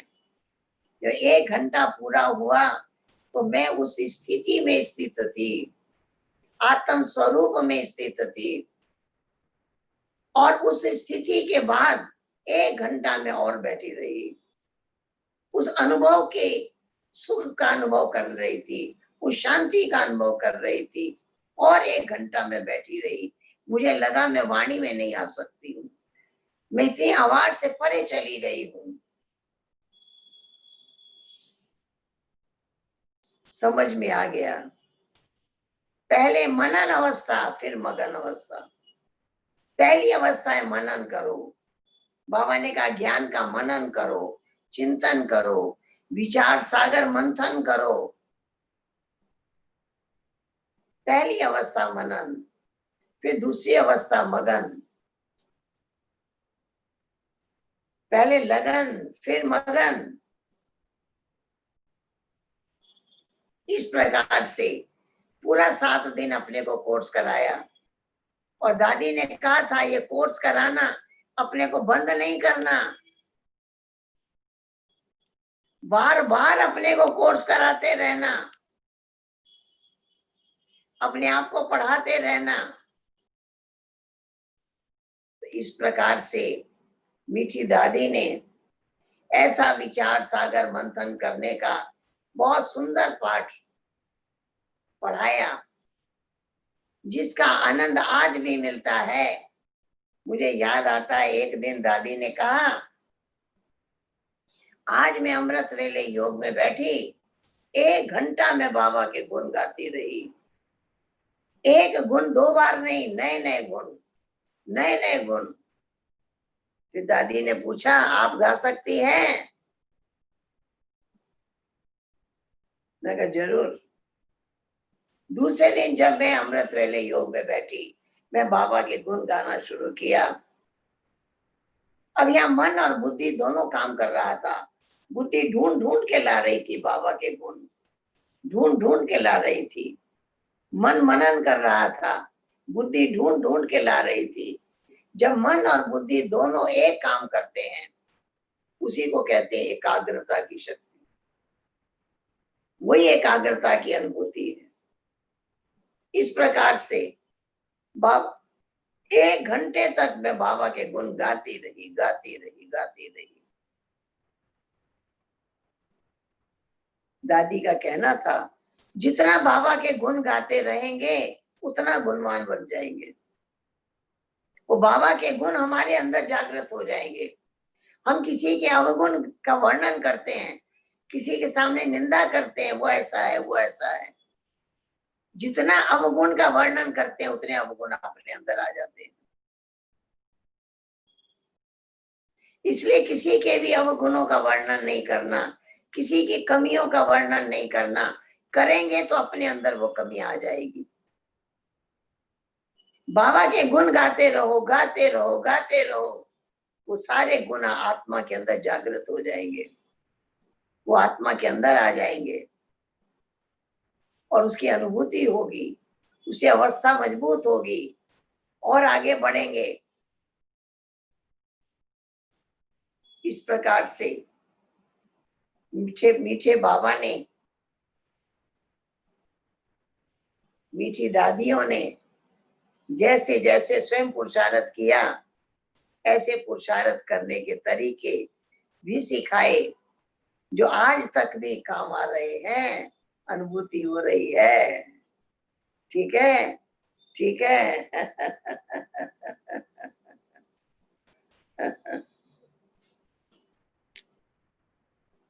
बोलिए।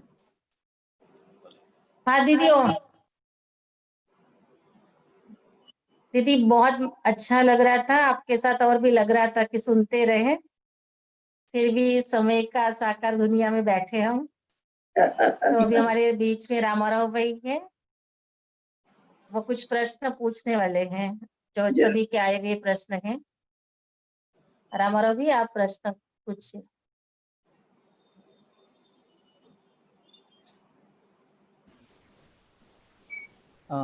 ओम शांति दीदी। कुछ एक प्रश्न आया है कि बड़ी दीदी मनमोहिनी दीदी, आप जिस सेंटर पे ज्ञान प्रथम बार लिया था, वहाँ पे मनमोहिनी दीदी वहाँ के सेंटर निमित्त बहन जी थे, तो उनके बारे में हमने बहुत कम जाना है यज्ञ में। एक कोई विशेष बात अगर उनके बारे में आप शेयर करेंगे तो, जो उनमें जरा हटके वाली बात आपने देखी हो, क्योंकि आप बहुत निकट से उनको जानते हैं, तो जरा हटके वाली बात मनमोहिनी दीदी के अंदर की। मनमोहिनी दीदी के प्रति आज भी हमारे मन में बहुत आकर्षण है, क्योंकि हमें हमेशा समर्पित हैं। इस नजर से देखने वाली वो 6 वर्ष की उम्र से मनमोहिनी दीदी है। उन्होंने हमें एक एक पाठ को पक्का कराया है, एक एक बात को पक्का कराया। हम देखते थे कि बहुत नियम कायदे कानून में बहुत कड़ी थी, किस प्रकार से योग में बैठना है, इधर उधर नहीं घूमना है, मुरली ध्यान से सुननी है। क्या सुन करके आए, सुनाओ मेरे को। कितना अटेंशन से वो पढ़ाई कर रहे हैं। दीदी ईश्वरी नियम मर्यादाओं में बहुत पक्की थी। मुझे याद आता है, एक बार हम दिल्ली में अपने किसी बहुत निकट संबंधी के यहाँ गए और मेरी उम्र कम थी। माता जी तो वो नींबू का शरबत नहीं पी रही थी, लेकिन उन्होंने मुझे पकड़ के डांट करके मुझे कहा कि नहीं तुम बच्ची हो, पियो। मैंने पी लिया शरबत और दूसरे दिन दीदी को सुनाया। हमारी माता जी ने दीदी को सुनाया कि दीदी कल वहां शरबत पी के आई है। तो दीदी ने कहा मैं तुमसे बात नहीं करूंगी, आज मैं बात नहीं करूंगी, मैं कल बात करूंगी तुम्हारे से, आज बात नहीं करूंगी। तुमने वहां शरबत क्यों पिया? मैंने देखा इतनी छोटी उम्र होते दीदी ईश्वरी नियमों की पालना कराने में इतनी पावरफुल थी। उसके बाद हमको पता था कि अगर हमने कहीं भी कुछ ले लिया, किसी बड़ों की डांट खाने से डर करके ले लिया, तो दीदी हमसे बात नहीं करेगी, दीदी 2 दिन 4 दिन हमसे मिलेगी नहीं। तो हमने देखा दीदी के अंदर कितनी ईश्वरी लगन थी, कितनी मर्यादाओं की पक्की थी और मर्यादाओं में पक्का चलाना सिखाती थी। और मैंने दीदी को क्या देखा, दीदी के अंदर बाबा के साथ बहुत प्यार था। दीदी बाबा के साथ रास करते मगन हो जाती, खो जाती, एकदम आनंद विभोर हो जाती। ऐसा मैंने दीदी को देखा। बाबा सामने है और दीदी पकड़ के हाथ पकड़ के रास कर रही है और मगन हो जाती दीदी। तो ऐसा मैंने देखा, कितना अलौकिकता, कितनी विशेषता दीदी के अंदर थी। दीदी हमेशा, एक बार की बात है कि जब हम और स्थान पर रहने लगे तो दीदी को अपना समाचार जरूर लिखते रहे, पत्र लिखते रहे। हर सप्ताह 10 दिन में दीदी के पास हम पत्र जरूर लिखते थे। एक बार की बात है कि दीदी के पास मेरा 1 महीने तक पत्र नहीं गया। जब मैं आबू में पहुंची तो दीदी ने मेरे से पूछा क्या बात है, आपका पत्र नहीं आया? तो मैंने दीदी को बताया कि एक बहन मुझे मिली थी, उसने मुझे कहा कि दीदी आपके लिए ऐसा कह रही थी, ऐसा कह रही थी। तो मुझे अच्छा नहीं लगा, दीदी ऐसा कैसे कहेगी मेरे लिए। तो उससे मन नाराज हो गया मेरा सुनकर, इसलिए मैंने पत्र नहीं लिखा। तो दीदी ने कहा तुमने 1 महीना टाइम वेस्ट क्यों किया, उसी टाइम बताना चाहिए ना, इसने मुझे ये कहा। मैंने कहा बताने वाला तो एक बात पहले पर पक्का करा देता है। क्या करा देता है? हम जो बात आपको कह रहे हैं सुनाना नहीं, हमारा नाम नहीं बताना कि किसने आपको कहा है। तो दीदी ने सिखाया कोई भी बात हो उसे तुरंत जरूर लिखो कि दीदी फलाने व्यक्ति ने मुझे ये बात कही है। और हमें पता है कि दीदी ऐसा नहीं कह सकती है। कोई ना कोई व्यक्ति एक दूसरे की शिकायत करके मन से दूर कर देता है। तो दीदी ने मेरे से पक्का कराया आगे से कोई भी बात हो, कोई कितना ही कहे कि नहीं बताना, लेकिन दीदी को तुरंत बताना, टाइम वेस्ट नहीं करना, टाइम गंवाना नहीं। तो हमने ये देखा कि दीदी हर नियम, हर मर्यादा, सबको दीदी से बॉर्डर लगता था, क्योंकि दीदी चाहती थी क्लास के टाइम कोई इधर उधर ना घूमे। तो दीदी सामने है, इसलिए सभी बहुत दृढ़ता से उसका हर अपने स्थान पर पहुंच जाते थे। तो इस प्रकार से हमने देखा कि बाबा के बताए हुए जितने ईश्वरीय नियम, जितनी मर्यादाएं, जितना सिस्टम बनाया हुआ, उसके ऊपर खुद दृढ़ता से चलना, औरों को भी चलाना। एक बार की बात है, अमृत वेले योग के अंदर मैं नहीं गई थी और दीदी 4 बजे स्नान करके 4 से 5 मिनट पहले स्टेज पर बैठ जाती थी योग कराने। उस दिन दीदी ने मेरे से पूछा, क्योंकि बहुत थे लोग, हॉल भर जाता था पूरा। दीदी से जब मैं मिली तो दीदी ने मेरे से पूछा कि आज अमृत वेले आप योग में गई थी? मैंने बताया दीदी आज मैं नहीं गई थी। लेकिन मैंने पूछा दीदी इतने भाई बहनों की भीड़, इतने हॉल भरा हुआ, उसमें आपको ये कैसे पता लग गया कि मैं नहीं हूं? इतनों के बीच में मेरे को कैसे देख लिया कि आज एब्सेंट है? ऐसे ऐसे पता चला कि दीदी की नजर है। दीदी की नजर, इतनों के बीच में भी देख लिया ये बच्ची आई योग में नहीं आई है। तो हमने देखा दीदी की नजरों में रहे, हम कहीं भी रहे, दीदी हमारी खबर जरूर लेती रही। हम कहाँ हैं, कैसे हैं, कैसे चल रहे हैं, कोई कंप्लेन तो नहीं है।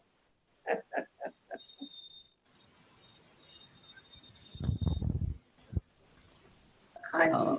ओम शांति जी। और तो दीदी कोई प्रश्न है नहीं, बस सभी भाव विभोर हो गए हैं, इतना जरूर सभी लोग लिख रहे हैं क्योंकि आपने तो सबके साथ हमारा मुलाकात करा दिया, साकर बाबा के साथ, दादी चंद्रमणि जी के साथ, बड़ी दादी के साथ, तो अभी कुछ रहा ही नहीं पूछने का।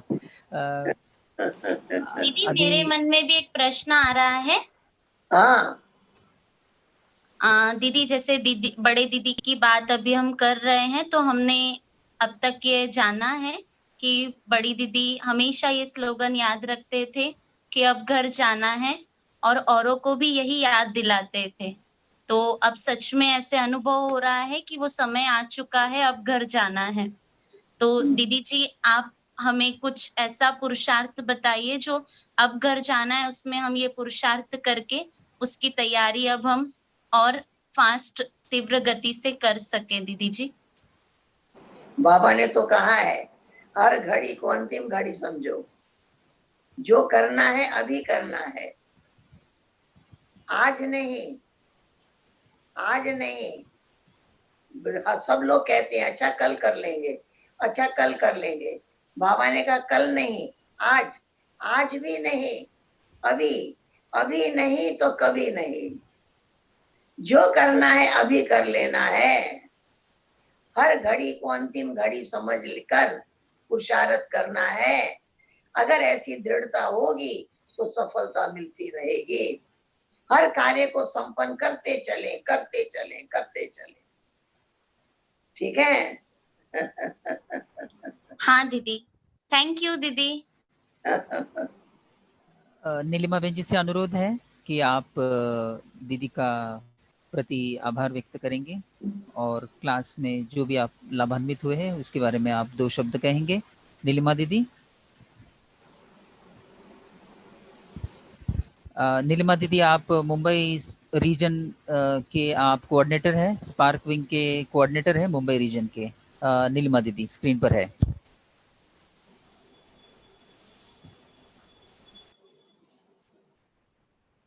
आवाज नहीं आ रही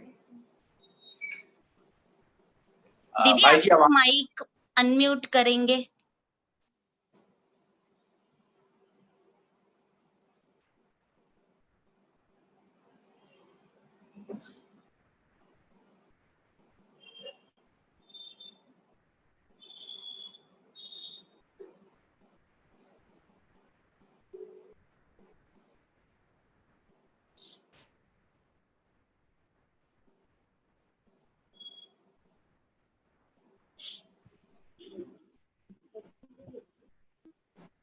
तो दीदी जी आज बहुत सारे भाई बहनों ने कहाँ से, सारे स्टार्टलर्स भाई बहनों ने आपका क्लास सुना, और जो इस स्पार्क विंग से हमारे चैप्टर से जो सब्जेक्ट हमने चुना था, जरा हटके जरा बचके, तो सचमुच आपने ऐसी हटके बातें बताई कि जो हमारे विचार में नहीं आई।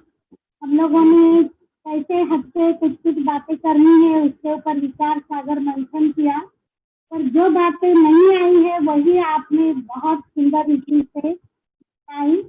जैसे कि सब कुछ हटा दो, और हटकर के अंतर्मुखी हो जाए।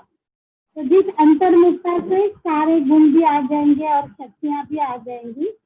हम तो थोड़ा सा लौकिक रूप से कैसे हट करके हम अपने संस्कारों को परिवर्तन कर सकते हैं, बदल सकते हैं, इसके ऊपर सोच रहे हैं। लेकिन आपने ये जो विधि बताई वो एक सचमुच ही अनोखी विधि है और इसमें भी हमको बहुत अच्छा प्रकाश मिला।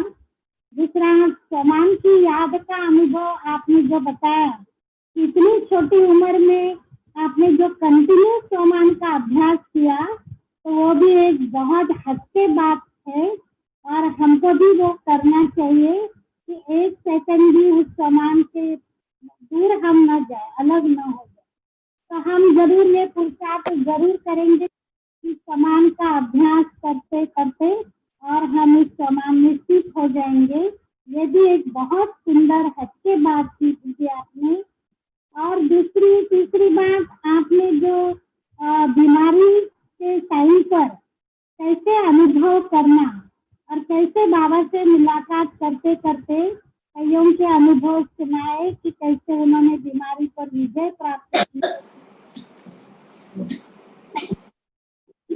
जो हम सभी प्रयोग में लाएंगे भी और सबको बताएंगे भी। दूसरा दीदी, आपने बताया कि मनन चिंतन कैसे किया जाता है और मनन चिंतन करते करते मगन अवस्था कैसी बन गई आपकी, तो वो भी अनुभव करने जैसा है। तो ये भी हम हमारे शेड्यूल में जरूर अलाउड करेंगे और फॉलो करेंगे। फिर भाषण कैसे करना है, बाबा के साथ सन्मुख का अनुभव जो आपने बताया, वो भी सचमुच सच्चे ही ये अनुभव है कि हम सदैव बाबा को सम्मुख सामने रखेंगे तो कभी निगेटिव, कभी व्यर्थ बातों में नहीं जाएंगे। और एक बात बहुत अच्छी लगी, और भी एक बहुत हटके ही बात है, वो है अपने आप को कोर्स कराना। तो वो मुझे बहुत अच्छा लगा, सभी को भी अच्छा लगा होगा। सचमुच ये हम सभी करके देखे कि अपना कोर्स हम खुद कराए रोज, तो उसमें हमको बहुत अच्छा रियलाइजेशन होगा। तो दीदी जी, ये सभी बातें हमको इतनी, और ऐसे सचमुच एक नया प्रकाश मिला, नई दिशा मिली इस कार्य के लिए। और मुझे आशा नहीं लेकिन विश्वास है कि हमारे सारे जो आज सुन रहे हैं उनको भी ये बातें पसंद आई होगी और वो भी अपने इस प्रोजेक्ट के अंदर शामिल जरूर करेंगे। और हम चाहेंगे कि ऐसे आप सदा हमको लाभान्वित करें। रतन, अमूल्य रतन अब गिने चुने रहे हैं, तो ऐसा लगता था कि कितना हम सुने और कितना आपसे हम डोली हमारी घर ले। तो ऐसा अनुभव हमने किया प्रैक्टिकल में, और इसी समय में चले गए थे बाबा के साथ साथ, आपके साथ साथ चले गए और आपने सचमुच हमको बहुत रिफ्रेश कर दिया, बुद्धि को भी रिफ्रेश कर गई। ये आपका हम बहुत बहुत दिल से, हमारी मुंबई लोकल चैप्टर की ओर से, अलका दीदी, तनुजा दीदी, रामाराव भाई तथा अन्य सभी हमारे भाई बहनों की ओर से मैं आपका बहुत बहुत दिल से धन्यवाद करती हूँ, धन्यवाद करती हूँ। बहुत अच्छा लगा और आपका हंसी भी बहुत अच्छा लगा।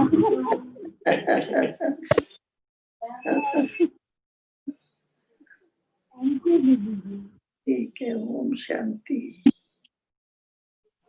दीदी के साथ अम्मा के साथ फोटो दिखा दो। दिखाई दीदी राकेश भाई भी मम्मा के साथ फोटो है। आप सभी स्पार्क पिन वाले देखें और मम्मा को पहचाने। कहाँ पे है मम्मा? मम्मा के साथ दीदी कहाँ पे है? जो लपक के है शायद वही रानी दीदी है। जरा हटके देख लिया। ठीक है, ये मम्मा के साथ कुमारियों के साथ दीदी का फोटो है। मम्मा को पकड़ा हुआ है ना। हाँ,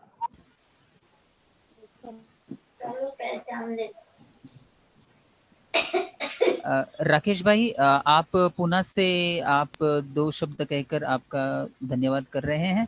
इंडिया, सारे भारत देश में पुणे का जो लोकल चैप्टर है वो सबसे बड़ा ग्रुप है पूरे भारत देश में। आप वहाँ के पूरा ग्रुप का कोऑर्डिनेटर है राकेश भाई। ओम शांति दीदी जी, ओम शांति। बहुत बहुत आपका शुक्रिया और बहुत सुंदर लगा आपकी इतने सुंदर सुंदर अनुभव बाबा मम्मा के साथ के और मनमोहिनी दीदी जी के साथ के, दादी जानकी जी के साथ के, तो बहुत सुंदर लगा। और आपने हमारा जो प्रोजेक्ट है उसको बहुत आसान कर दिया एक्चुअली, क्योंकि आपने जो 4 सब्जेक्ट जो बाबा ने हमारा जो ब्राह्मण जीवन का जो मूल स्तंभ है राजयोग का, उसी को आपने वापस रिवाइज करके उसी में हमारे में जो अभी तक भी कुछ कुछ कमियां उसमें है, तो उसको हम बहुत अच्छी रीति से उसको वापस अच्छा करेंगे। और यही उसकी सार्थकता होगी कि जरा हट के जरा बच के। आपने तो बहुत बहुत सुंदर और सरल शब्दों में आपके अनुभवों के द्वारा कह दिया। और आपने दादी जानकी जी को भी याद किया। दादी जानकी पुणे में 1958 से 74 रहे और आप सभी को, आपको पुणे के स्पार्क लोकल चैप्टर्स की ओर से लगभग 16 लोकल चैप्टर्स है और पुणे एक सब जोन भी माना जाता है। और बहुत सारे भाई बहने और पूरे मीरा सोसाइटी सब जोन के अंडर भी बहुत सारे सेंटर्स है, उसमें भी स्पार्क की एक्टिविटी चलती है। तो आपको सभी टीचर्स बहनों की ओर से, सुनंदा दीदी जी की ओर से और पुणे स्पार्क की ओर से आपको बहुत बहुत धन्यवाद। और आप भी हम भी आपको विशेष पुणे मीरा सोसाइटी के क्लास के लिए भी निमंत्रण दीदी जी द्वारा देंगे ही, तो आपको जरूर आना है। और आपको पुणे में भी आना है, जब ये लॉकडाउन खुल जाएगा तो आपको जगदम्बा भवन देखने के लिए जरूर आना, तो निमंत्रण है आप विशेष। ठीक है, धन्यवाद, थैंक यू।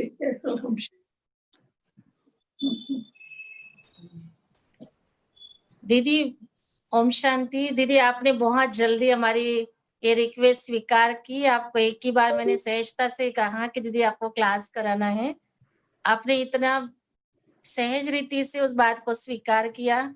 ये भी आपसे हमको सीखने के लिए मिला कि कोई भी बात, आप इतने बड़े होते हुए भी, इतने कारोबार में व्यस्त होते हुए भी आपने जैसे सहज हाँ बोला और आज हमें इतना लाभ दिलाया आपने। दीदी आपका बहुत बहुत धन्यवाद, दिल से धन्यवाद करते हम।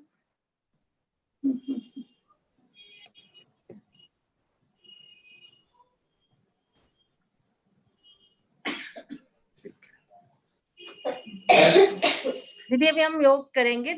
ठीक ठीक ठीक। आपकी दृष्टि से हम अपने आप के अंदर शक्ति भरेंगे। दीदी योग कराएंगे अभी।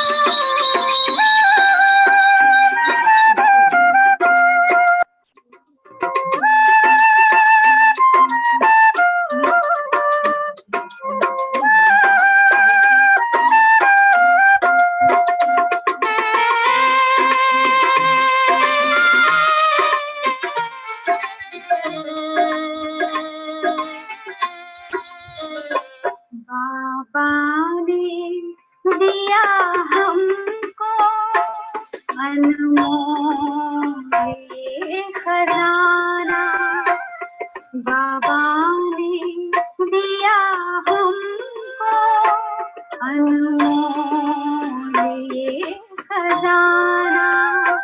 देखो इसे सभी तुम व्यर्थ ना गवाना। देखो इसे सभी तुम व्यर्थ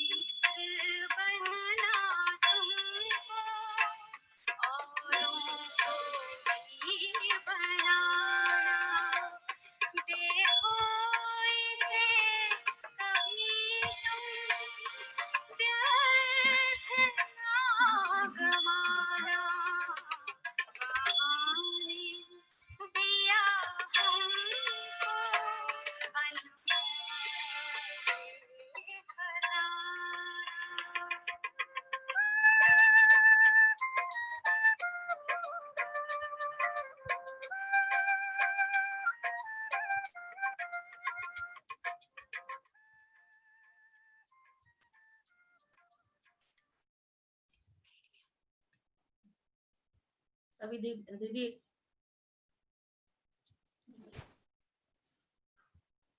सब दीदी को एक खास से अभिनंदन करेंगे, थैंक्स कहेंगे। ओम शांति दीदी।